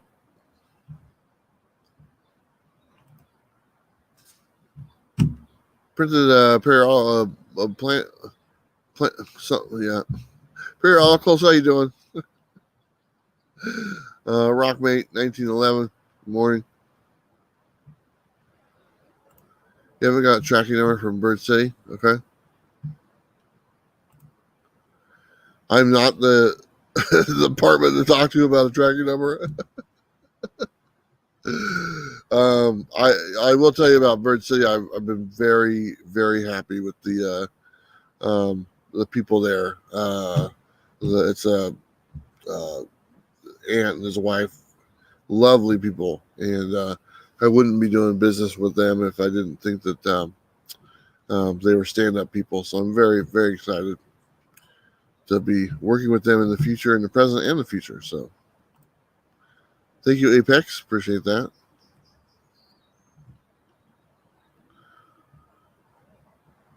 You like my Kyle Higgins? Yeah. Yeah, that was pretty funny. I was like, so you killed the guy, right? He's like, you spoiled it. I'm like, come on, man.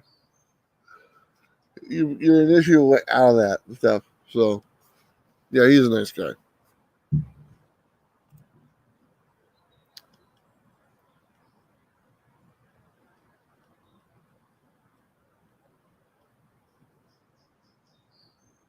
Let's see. No one's favorite character is Moon Knight. I don't know about that.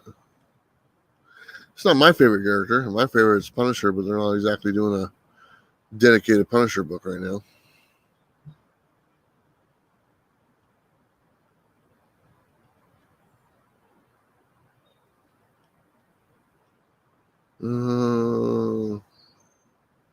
Jed Mackey?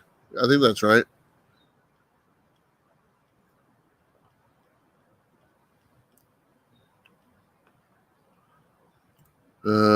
What the coffee setup is awesome. Coffee.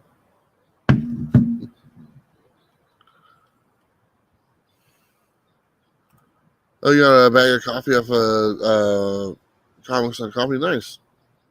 Let me know how you like it. I like the light speed is one I like. The Christmas one with the coconut, that's pretty good. I haven't tried the decaf one. I'm probably not going to try. That's like drinking non-alcoholic beer. Why the hell would I do that? But I think there's only one left I haven't tried.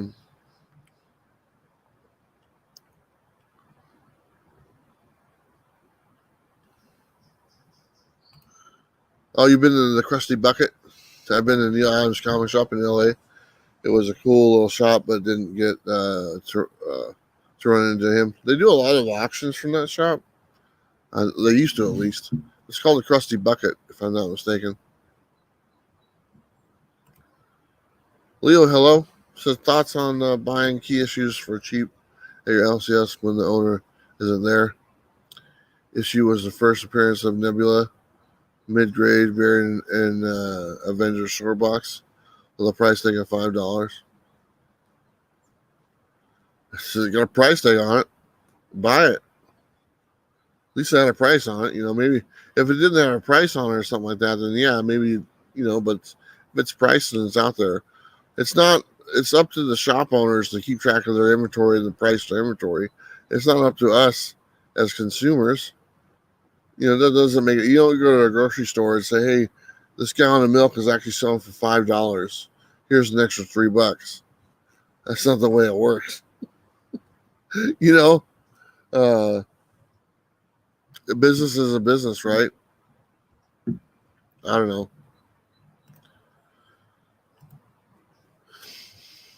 I mean, would you do this if you went to a Goodwill? Would you feel the same way? I don't know. You don't know how much you paid for that either. Maybe you paid a quarter for that book. It's not. It's probably he priced it at $5 because he wants to make money off it, and he's priced it accordingly. So he's still making money off it, even though it's worth more.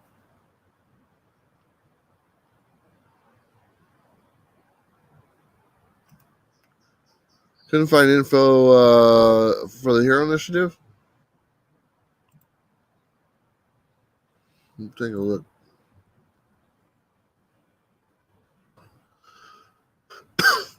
If I can find it here.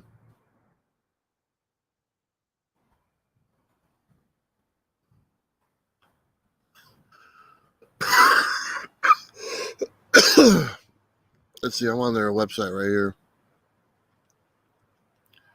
Become a donate right there. It's around the right hand side. It says donate. You can select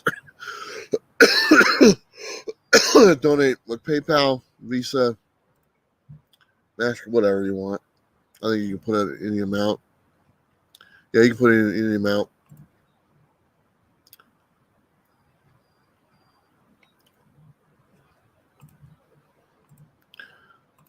There's a lot of people just doing autographs there and donating the money to the Hero Initiative, which I thought was cool.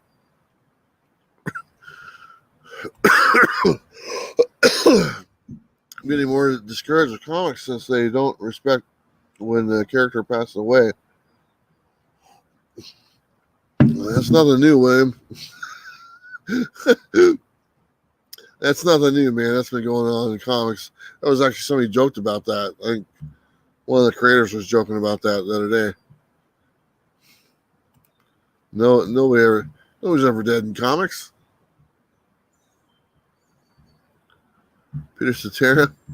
I noticed that Neil always wears that blue shirt.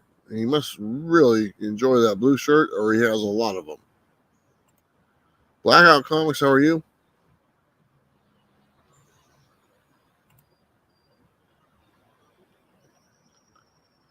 Let's see here. I don't want Alfred to be dead. Never want him killed. Yeah. Bueller, I hope you can come to C2E2. That would be great. I've only been in Chicago a couple times. And mainly it's just going through the airport.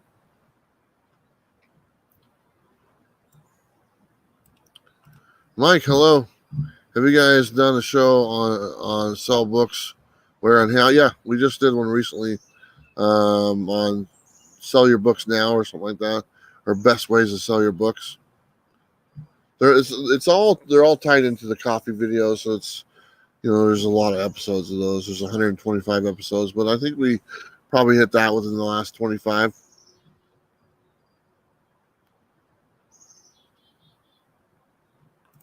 Oh, Brother Comics, hello, how are you?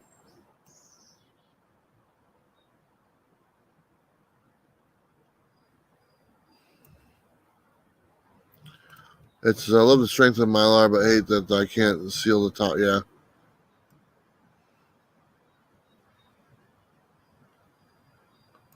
Nick, how's it going?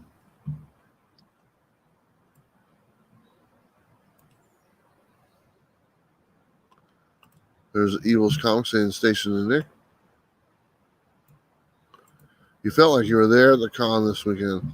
Thank you, Billy. But awesome, man. That's kind of what we were going for. Awesome. American mythology. What autograph book on the house? I don't know. That's the thing. Obviously that was kind of thrown together at the last minute, but I think it's just a random book by one of their creators. From one, it's free. It's free. So, but I'm gonna make a video later in the week with the details and stuff like that, so it'll be easier for people to find the information. Yeah, I'm not exactly. I'm enjoying being back home and sleeping a little bit in my own bed, and it's kind of not sweating at this early in the morning. Not that I would be sweating for any other reason but going to a Comic-Con.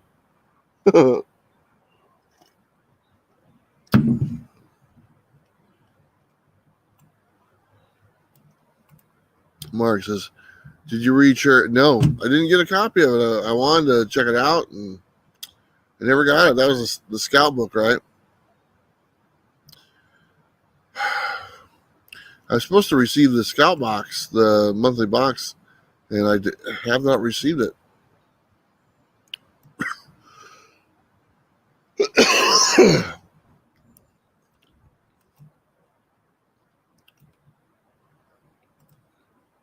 Hello, hello. How are you?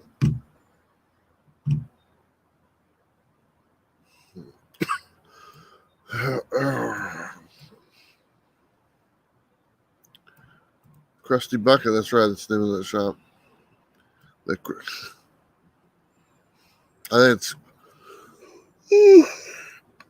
think it's probably because the Lounge is kind of a crusty bucket, but a good crusty bucket. I love Peter David's take on movies not correlated to the comics.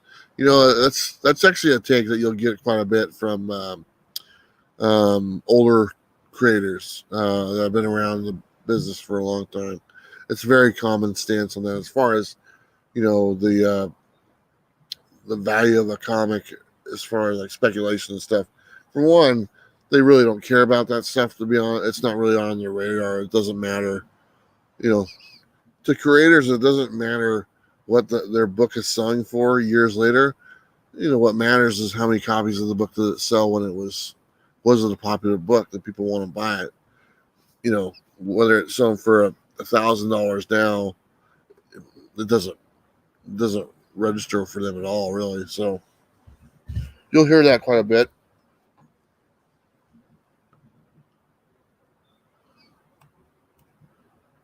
Ryan says, opinion on Comicsgate types. Here's the thing. I don't even know what that means. I'm not trying to avoid anything. I've heard people talk about the Comicsgate, and I could roughly kind of, hit on it, but I don't even know what side I would be hitting on, to be honest. I don't even know if there is a clear side. So, I mean, it's just, as far as I get it, the Comicsgate thing was a thing that they were really trying to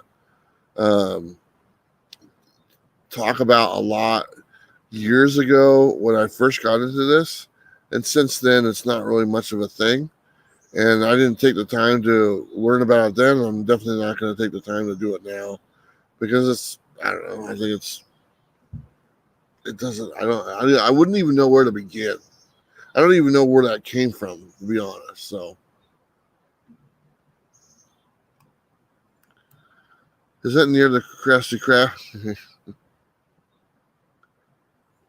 I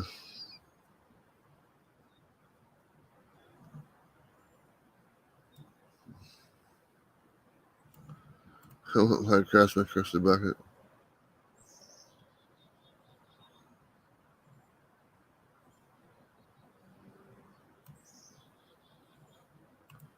Awesome, Joe. That's awesome. I don't bring it up as much as I should, the Hero Initiative. I've done some things in the past for the charity and the promotion and stuff like that, and I've donated some monies to it, and I don't talk about it that much, but I really should mention it more often.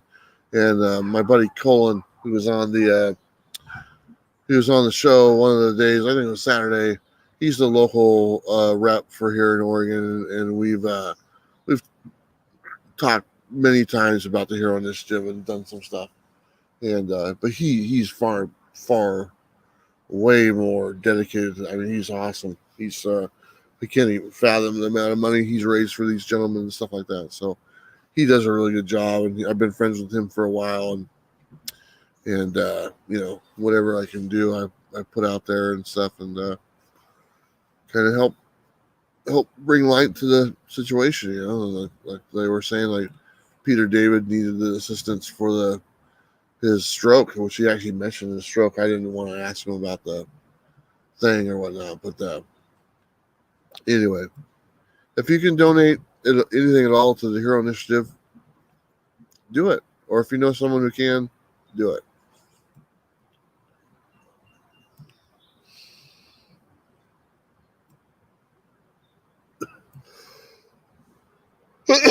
Well, Supergirl was dead for like 15 years. Brought her back. Bring them all back.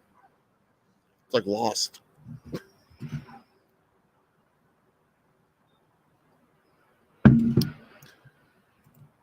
Common Crazy. Awesome, man. I'm glad you enjoyed it. Catface. How you doing? Old Brother Collins. Morning, Bueller. Thanks for the con. It was awesome. I love the interviews. You should keep a counter for the prayers that you get to walk on. They came back. Meant to be working, but I thought I'd check this. Awesome.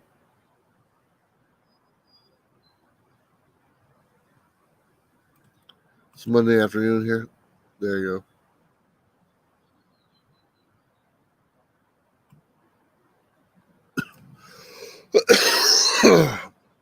Mars Comics, hello.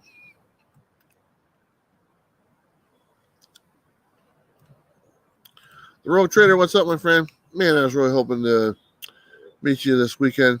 Just wasn't meant to be. Next time, we gotta do a road trip to your neck of the woods. Go hang out with the Rogue Trader.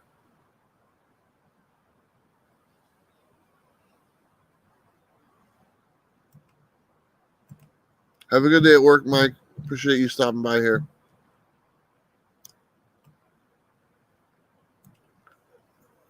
People saying hello to the Rogue Trader, Eric.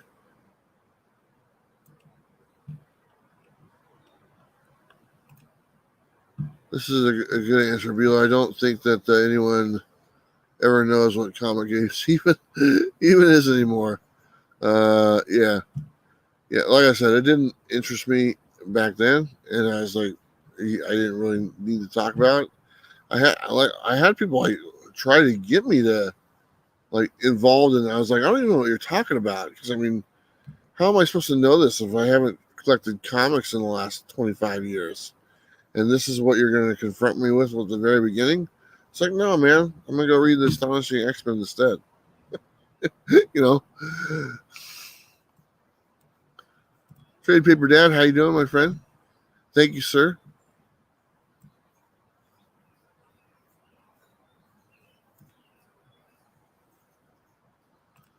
Epic says, Comics Day is a movement about quality comics and variety and respecting the customers. Why should that be a movement? I don't know. Like I said, I think I don't think it's worth our time. I mean, to be honest, it just sounds like something to get people riled up one way or another. And you know what? I'll put it to you this way: make a good book, sell a good book, read a good book. There you go. There's my stance. Make a good book, sell a good book, read a good book.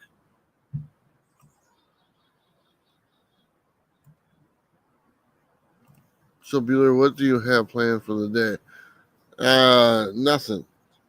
I'm exhausted. I'm hoping I'll feel tired enough to go to sleep. Got to run to the post office. I'm probably not going to do a top 10 video tomorrow. I haven't read anything over the weekend and stuff like that. I wanted to read the new Spawn one. It's sitting in my email box. So I'll try to read that one, but I don't think I'll have a top 10 video tomorrow. I'm just not going to get to it. I got my house is a total train wreck because of everything I had to pack up and move and stuff.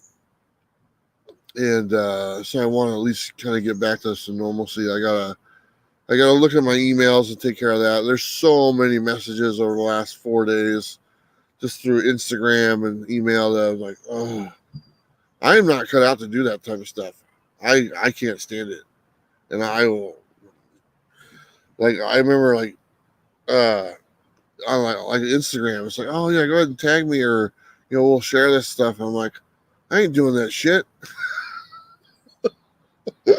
I mean, no offense to anyone that does that, but it's like, I see the point, but it's like, it's just such a freaking hassle. I'm not good at that type of thing, so whatever, right?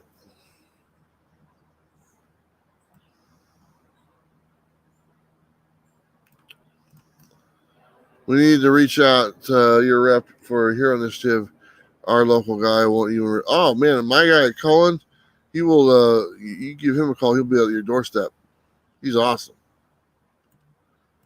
Best moments of the cons was seeing good friends I haven't seen in a while, in a long time, and because of the COVID.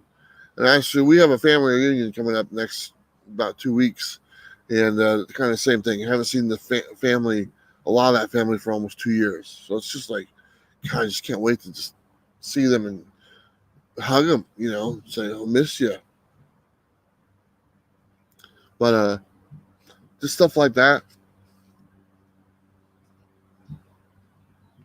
Stuff like that.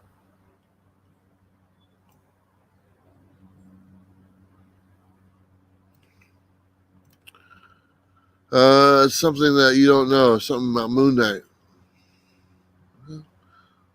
I'm way behind. I don't read all of them. Let's see. Here's one. Does the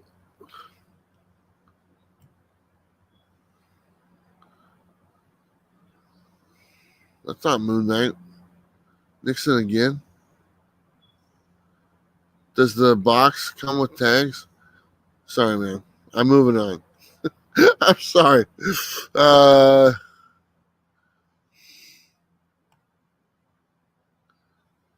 uh, on a bed of unread calling broken dreams. There you go. I asked, and I think people figure I'm trolling. All right.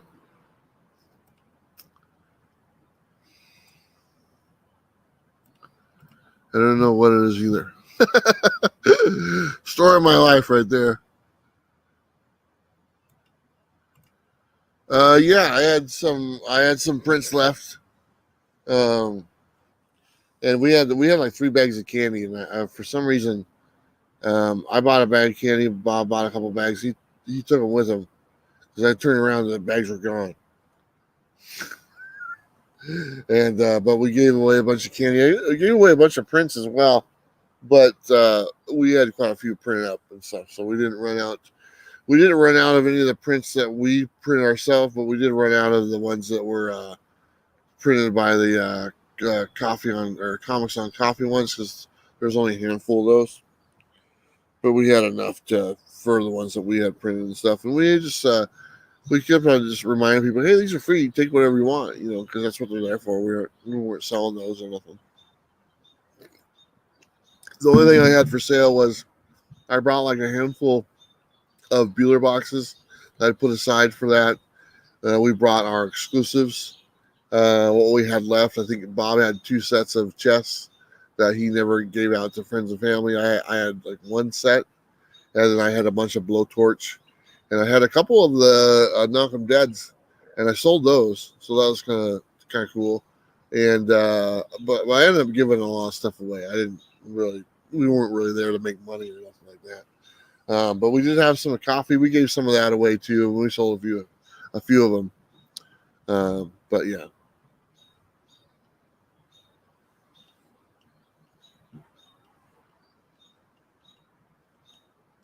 Yeah, we definitely gave away a lot more than what we made. Did I see Chaka Khan? No.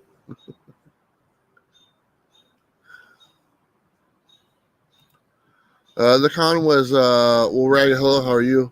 The con was the Washington State Summer Con in Puyallup, Washington. Unkind Tate Nuts. What? How you doing?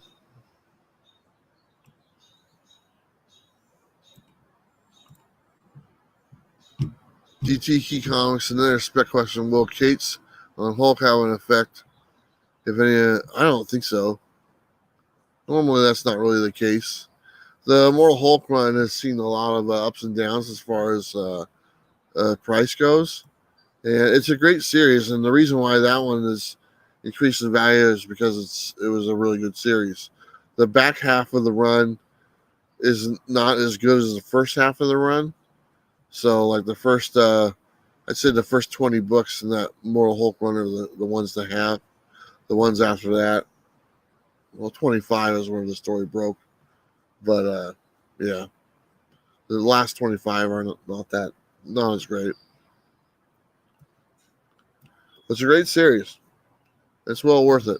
And like that's I've said it in the past. That's one of those books I like because there's no spec value to that. You know, there's nothing really going on there. The value of the book is the book itself has made it a valuable book. It's the stuff that went on in between the pages and stuff that brought the price up on that book because of the quality of it. So you just read good books. There you go. Make a book, buy a book, read a book. Good book.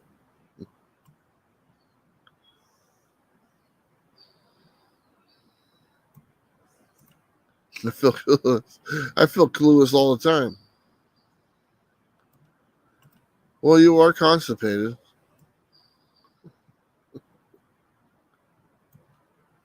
Kevin, yes, I read. I think I read. All, well, no, I did not.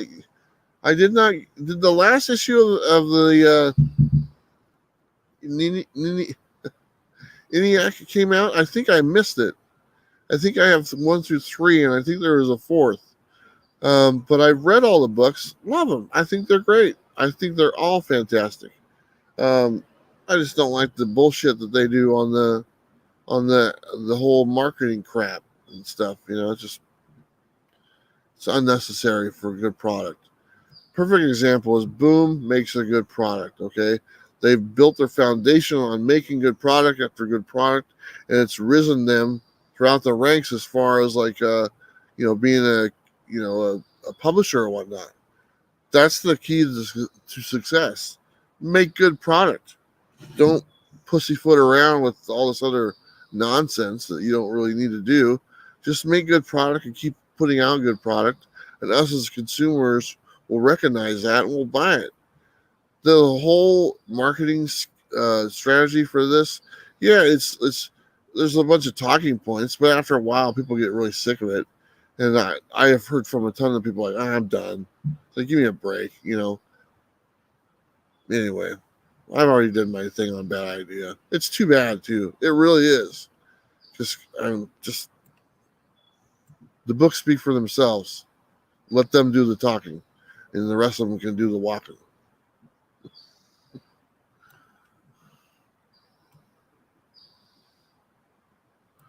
Here we go.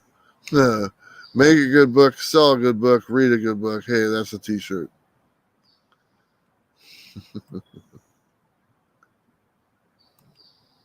Bueller top 10 Spawn. I don't know. That's a good question. Here's the thing. I didn't read Spawn for like 200 issues. I missed a lot. A lot of it. I mean, besides, I only was on Spawn from the very beginning when it first came out for the first year and a half. And after that, I didn't collect any Spawn because I stopped collecting. So it's like 200 some odd issues up until the recent, I'd say I really got dedicated back into it when 300 hit, or right before 300 and stuff. And I had some issues before that, but not many. Those Matina covers were the ones that were getting me. And then I've been on it ever since. So the last, dozen issues I've really enjoyed.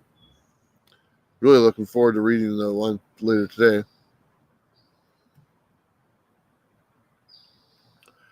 Who fed? Nobody. I left Friday morning, and so I made sure the cat had a ton of food and a water and stuff, cleaned out the litter box, all that good stuff. And I got back Sunday night. So the cat was only by itself for a day. And trust me, the cat's just fine. She could lose a few. But she had plenty of food left in her bowl. And she was happy to see me for about 3 minutes. And she's like, fuck off. I'm going over here. So, sorry. That's how cats are.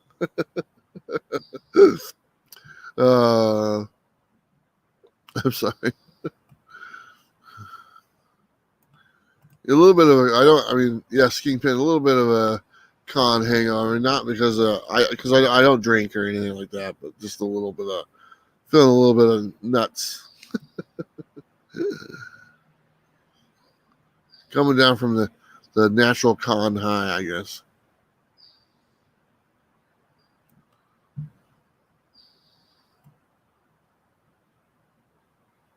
Kingpin, how you doing, by the way? I haven't read Moon Knight in years. Yeah, unfortunately that's the case for a lot of people. There hasn't been a Moon Knight book out there.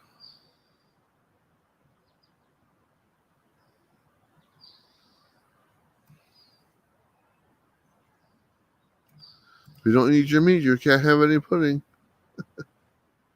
Can't have any pudding if you don't have your meat. Really?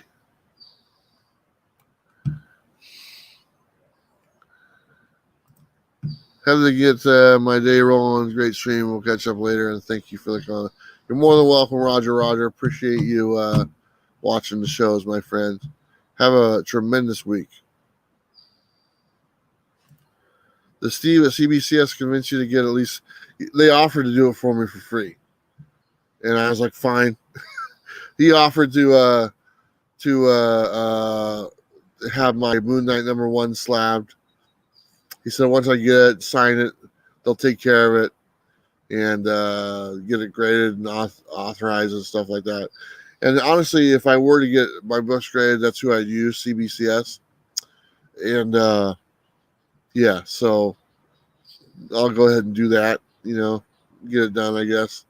But they were in the booth right behind me. They were literally right behind me and stuff.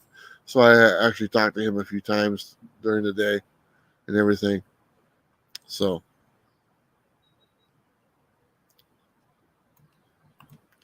comic book therapy. Good morning, Bueller just arrived. Have you heard the news about the new team coming in? Yeah, I think I caught a little bit about that. The what's his name is off. They got a brand new team coming on there. Are they rebooting the series? I haven't read too much about it, so I don't know. I just saw that they've there's going to be a new team on it. So are they starting over for #1 or just keep on going? Because they're on their way to 100.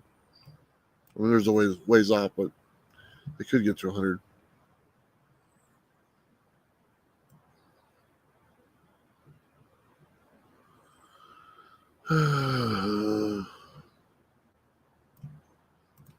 Who drank from our coffee pot besides Fire Guy Ryan? He had some. Bob's wife, I think she had some. Some of the other guests, they had some. I forgot to have him. I have a Punisher mug that was given to me by Daniel, and I brought it with me. I was going to have Jerry Conway drink out of the Punisher mug. I thought that would be kind of cool. But I forgot about it, so. You got some there, Roxanne? That's awesome.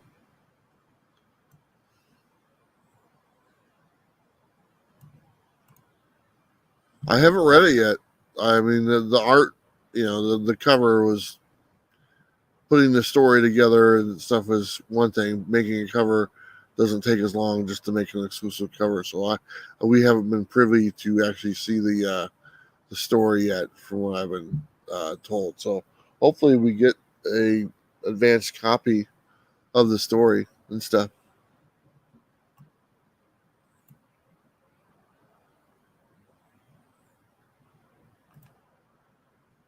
Apex, do you edit and provide special effects in your videos, or do you have? No, I've never had anyone else touch my videos. No, I've done anything that you've ever seen on my videos from day one. It's all me. Any editing, any sound effects, anything like that, special effects. It's all stuff I've taught myself how to do. I don't know if I'd be comfortable letting someone else do it because I see things a certain way. Not that I'm any like professional or whatnot, but like I envision something in my mind. Okay, when I lay something out, like when I do some of my other videos, like the ones like the preview video and how it's laid out and stuff, and like when I used to do the just the key videos or the 50 comics worth $1,000. I see that in my mind, the layout on the screen. I kind of draw a picture, and then I try to build it like a house of cards or whatever. And I don't know if I could be comfortable because I don't think it would be what I kind of have in mind if I had someone else do it. So.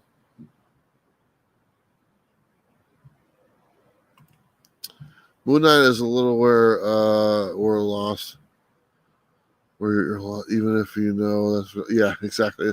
It's a little confusing story. But what's your take on Miles on the comeback? I think it's fine. I don't really have any opinion on it either way, to be honest. And it kind of goes with the same thing. First off, hello, Happening House. As long as it's a good book, I don't care. You can do whatever you want. Make good books, people are going to enjoy them. You make books that are not good books, you should just stick to making good books. Comic book theory saying hello. Therapy saying hello to John.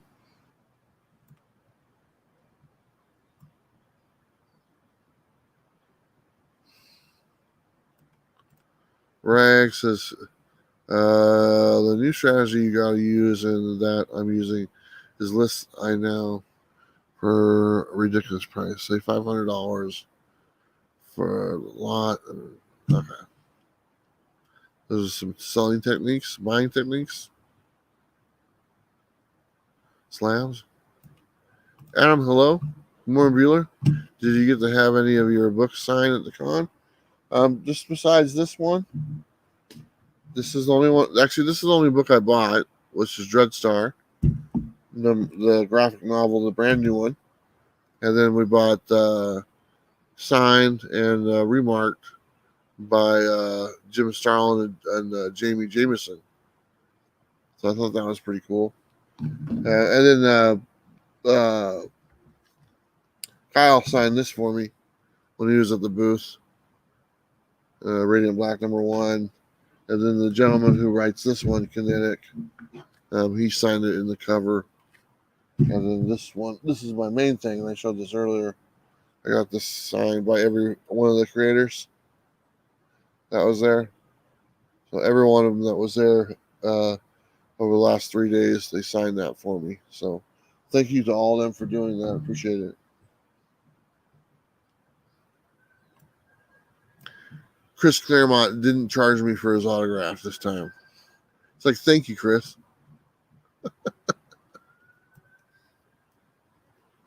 Remember, I did this panel, and 10 minutes later, he charged me $15 to sign my Wolverine. It's like, really? You just put me through the ringer? You couldn't spot me a quick sig? Oh, it's all good. Actually, I didn't think twice about paying it. I really wanted it.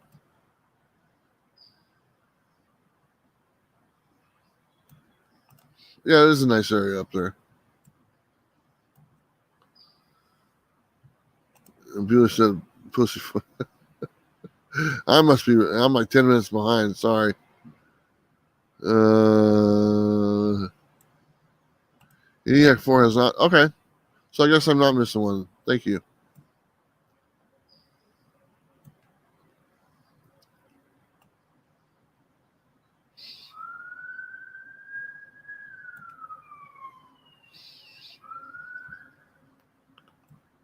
I'm just going to try to get caught up a little bit here. Let's see here. Marvelous Adventures of TNG. I did the same thing with Spawn at the beginning. I think I've only grabbed an issue that Alex Ross is a cover. Oh, okay. Yeah, I just wasn't collecting anything back then. So, I mean, big 25-year chunk of books that came out that I don't have any clue about, And trying to go back and read that stuff is almost impossible when you're trying to keep current with stuff that's going on now. I found a bunch of Spawn issues this weekend in the con. That's awesome, man. I love the Spawn issues. I love the covers. Hey, we got a super chat from Yoda Wiggle. He's in a box somewhere. Thank you, two brothers. I'll do the duck slapping early in the morning for you. $5. That's a chalupa right there. Dude, when I was coming home, there was a taco time on the way home. I haven't seen a taco time in a long time. Taco time. And I had to stop by and get the crispy burritos. The meat ones. Man, those are good. Good. They were expensive, though. They're like $4 for one of those. I remember when they were $1.50.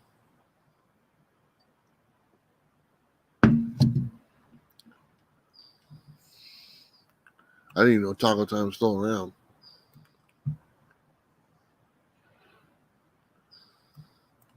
When they get the dates to the case deal, I'll try. That'll be good. That'd be awesome.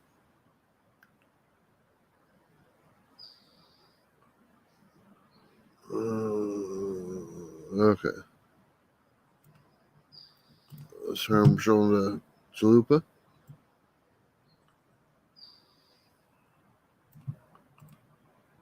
Boom Class killing it with Power Rangers. I like how they have two titles. They have Power Rangers and Mighty Morphin. See what they did there?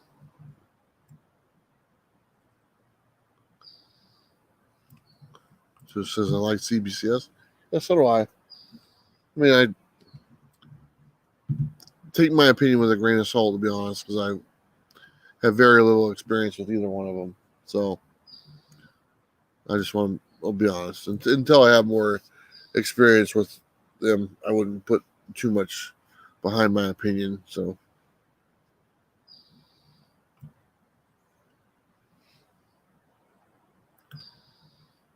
I had one before, Air Spider. There was a Bueller Code at CBCS last year when I had Steve Borok on the channel. It was only good for a month. We only did it for the month of November, I think.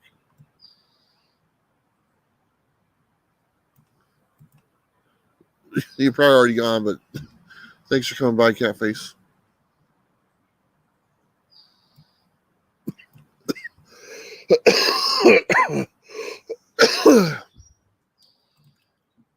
CBCS King. Oh.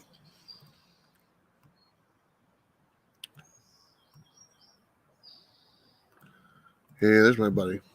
Steve Whiting, what's up, man? Miss you, my friend.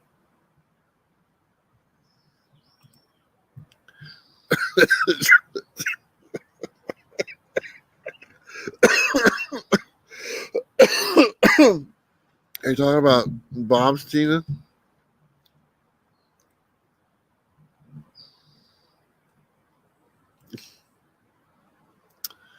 You know, you can live in Portland and you can be a professional clown. That's an actual thing.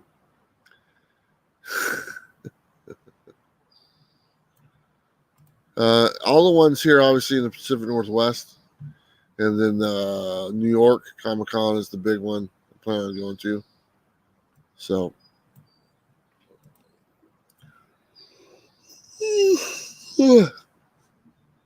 Starting to get tired. Good. Go to bed.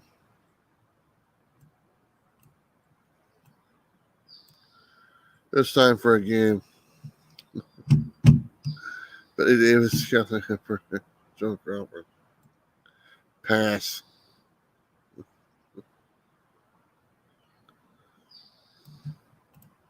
What editing program? iMovie. Free iMovie on my laptop, on my MacBook. That's it. That's all I've ever used. Who had the most expensive? Well, the celebrities. Obviously, we're quite a bit more. I don't know who had the most expensive. I think Claremont was $15, maybe $10. I don't know for sure. I didn't really look, but it ranged anywhere from $1 because I saw one for $1. That was a donation, and then maybe 15. I don't know for sure. That's a good question.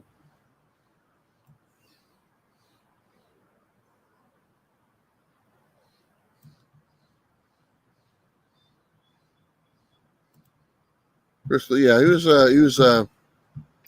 was nice talking to him twice yesterday. We got him early on Saturday morning, then we were kind of hanging around yesterday afternoon. I was like, "Come on over, Chris," and he came over and just talked a little bit.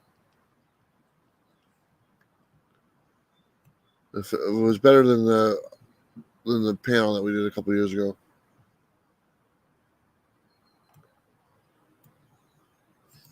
Working with John Byrne, yep. He was talking about all the people he worked with, which is kind of cool. It was only $10. Okay. After waiting in line for 4 hours, John.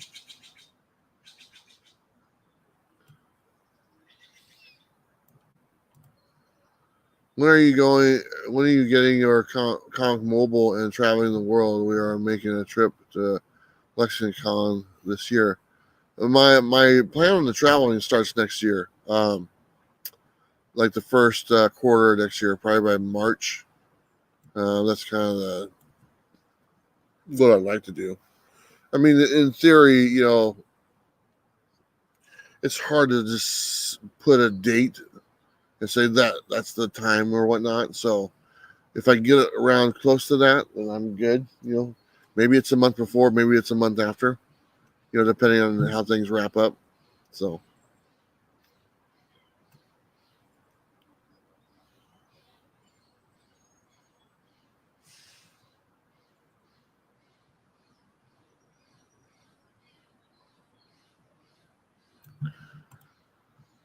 CGC definitely sells better than CBCS and PJX. Yep. There's some truth to that statement. AJW. And, I would like to, it's surprised. I think that's one thing I told CBCS, the guys. I told them, I'm going to be honest with you, man. I go, here's the thing. I go, you guys have a better reputation. And, your product is right on par right now. You got a brand new case. It's awesome. You don't have to worry about those Newton rings anymore. You don't have to worry about reslabbing. The one thing that holds you back and you hear the most of is people just don't like your label. So fix your label. That's pretty much what I said to him. And I go, I get it that you don't want it to be about the label. You want it to be about the book.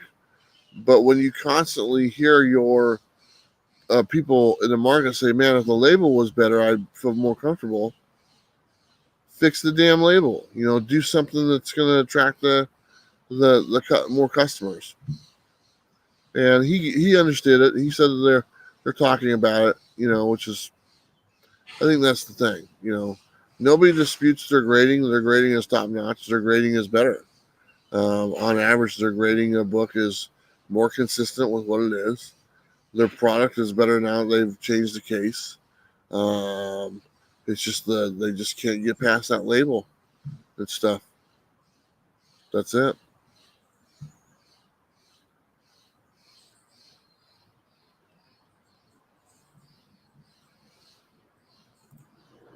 Hey, Catface.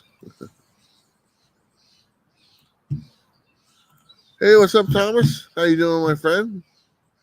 Appreciate you coming by here. We've been live for like 2 hours. It's felt so good just sitting here in nature.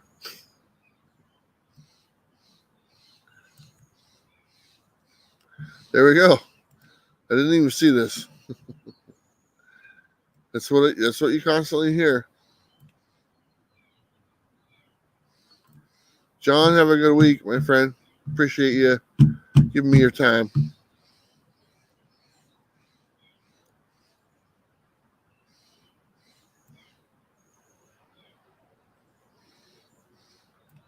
The new CBCS labels look good. Hobo Light. Yep, that's right.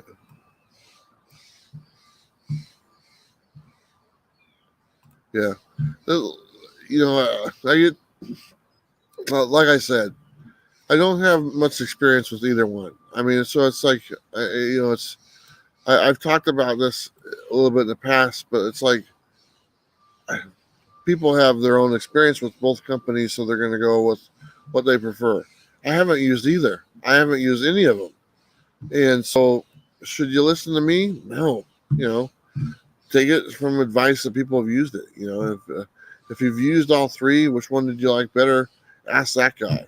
Ask me, you know, what that is I have zero experience. Never had a book pressed, never had a book cleaned, never had it graded.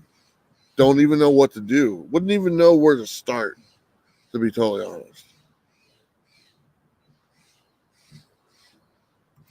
Thank you, Joe. I'm getting there.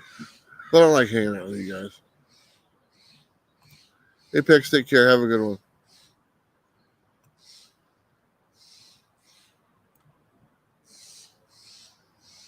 I'm not going all the way back there. Just retart the damn thing. Copy and paste. Even I can do that.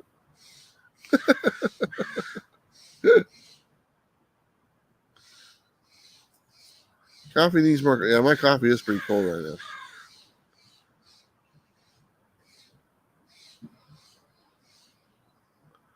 70. I could sleep for 72 hours.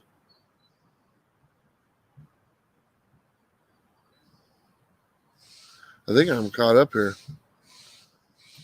No, unfortunately, Donnie Cates was. I don't know what the details are, and I didn't want to ask. But there's an illness. I don't know if it's with him or with someone immediate with his family or whatnot. I don't want to speculate on any of that stuff. But unfortunately, he had to cancel at the very last minute. I had kind of known that he was probably going to cancel, but we didn't know for sure, and we didn't want to say anything until he said something. And then he announced on Twitter about unfortunately, the illness and stuff. You know, and he was kind of vague on it, but you know, it's his privacy or whatnot. So it's not up to us to kind of dig into that. But it's not. It's what I do know is it's not like just a common cold. It was something a little bit more threatening, I guess you'd say, and or severe. So for him to cancel, it took a lot for him to do that because he didn't want to. He really wanted to come. He was really looking forward to it and stuff. So, but he wants to come back. So we're actually gonna hopefully plan another one in August, if that's still what it is. I don't know for sure.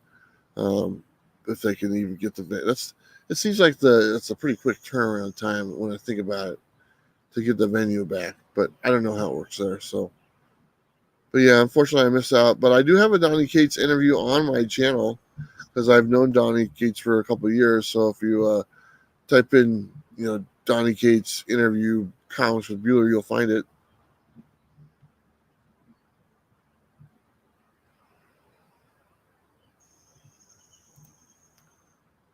It's too long. I had to delete it. All right. Jesse, hello. Good day, sir. Always look forward to your videos. Thanks, Sean. Thank you, Jesse. Appreciate that.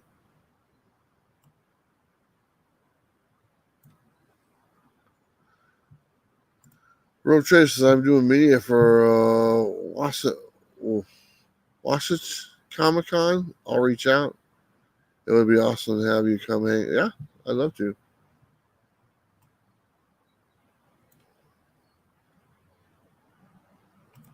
August, they will be here in Vegas. There you go. I know that they announced. I can't remember who it was, but I think they announced it. If I'm not mistaken, I caught some really quick tweet or something like that, and I didn't even turn my head. I just like new team on Spider-Man. So I'm sure somebody here in the chat knows.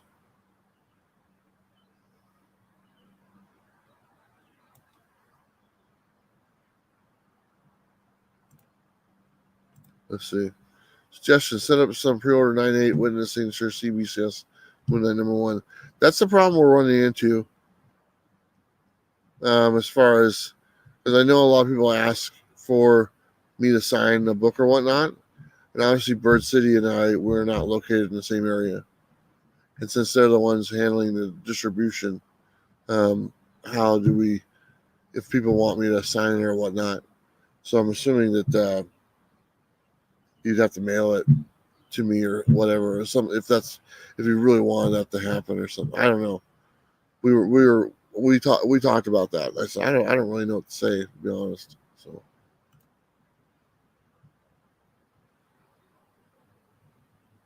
yeah, yeah, they're pretty thick, especially if you put two of them in the bag and sandwich the comic in between them.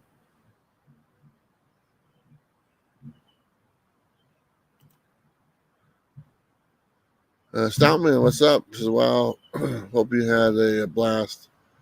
Bueller, hope we show. What's this say?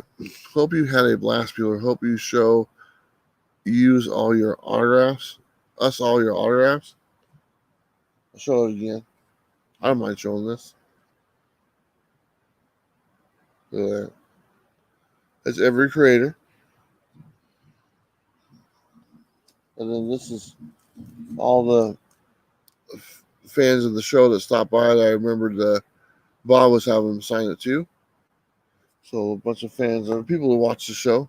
We missed a lot of people, unfortunately, because they see us, we were tied up interviewing people, but there you go. No, they were fine, although they were small. Robbie, hello, good morning, Bueller. Did you get a chance to read Venom 200? Yeah, I read 200 last week. I thought it was all right. I thought that that's a nice wrap up, and obviously they had to leave it open for a new beginning. That's pretty much what it is. I mean, there's a little bit of comedy in there. I like the interaction between Eddie and Peter Parker and stuff. I thought that was kind of fun. But to know that the kid is now kind of a Venom or whatnot, or they're kind of both Venom, but he's the kid who's in the suit or whatnot. I thought that was kind of neat. And I was a little like, oh, why is he aged and stuff like that? Because it's only been a few months, and you get the details on that. So it was fun. It's a good read. It's not a tremendous amount of action or nothing in there. It's just nice wrapping it up and setting it up for the next people. I like the chains. I thought the chains were a nice effect. That's obviously a direct thank you, Todd McFarlane. That's the chains are the Spawn reference. So that's what they're doing there. So that was pretty cool. And you know who made Venom, so.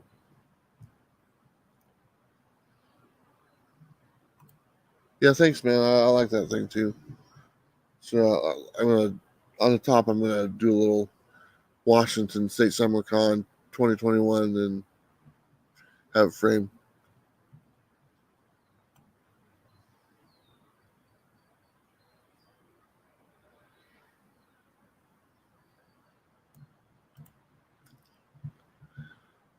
Yeah.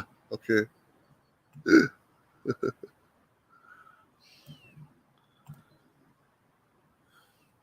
I wish Peter Laird and Kevin Eastman continue to collaborate after Last Ronin. It would be a Shellhead's dream come true to have them both on ongoing series again. Yeah.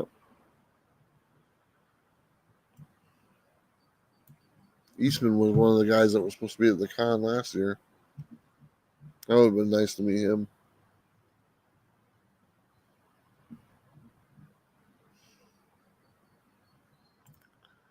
I pulled some of these children from the beginning because of your recommendations. Thank you.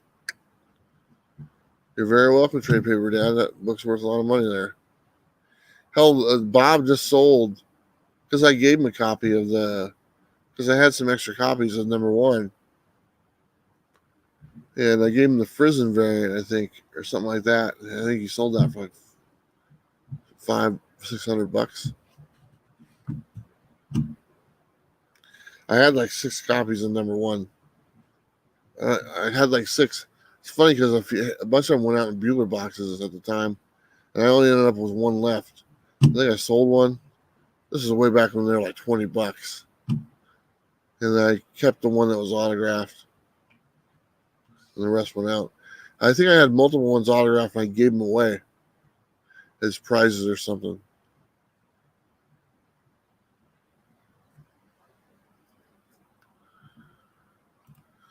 I'd say Spawn. I'm jaded on that one though, so the new Spawn universe is the one I'm really looking forward to. There's some other ones, but really that's the main one. That's we got a lot of really cool J. Scott Campbell covers, and the McFarlane cover is not bad. And it's kind of launching the Spawn universe, so the Spawn universe. So that is what it is. So I'm looking forward to that one.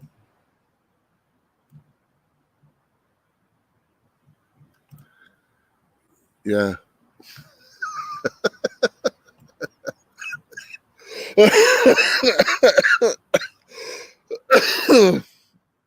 I'm not sarcastic at all.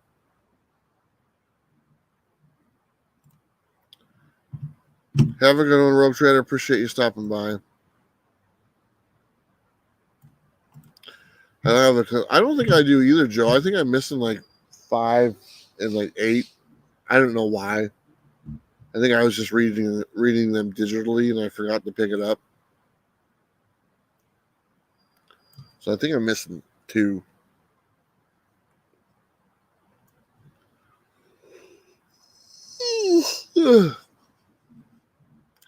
All right.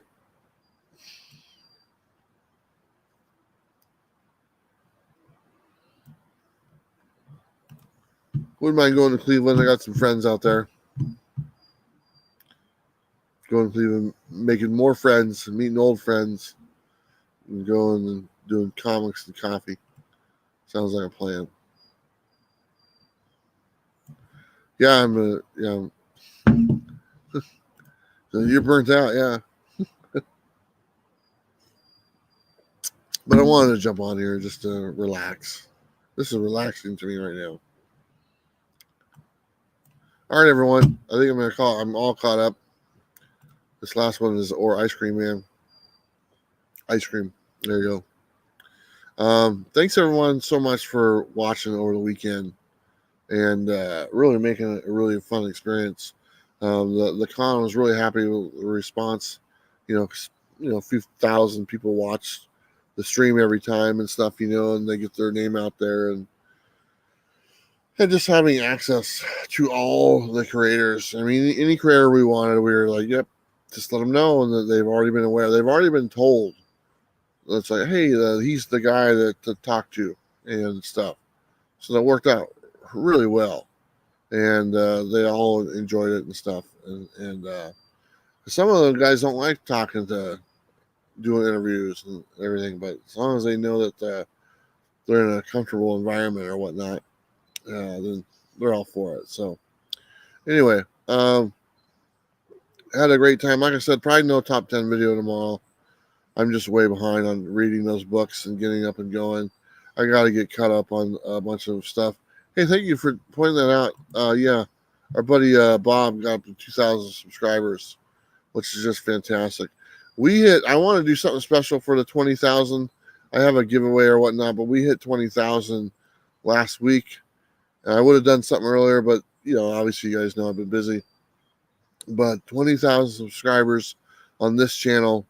Thank you so much. I do have a 20,000 subscriber giveaway, so we'll do something special maybe later this week or something like that. So should be a lot of fun.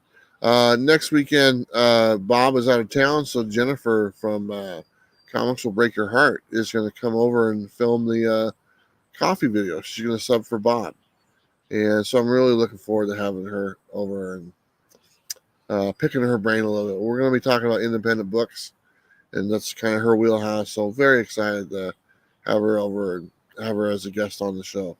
The next week after that, There's probably not going to be a coffee show.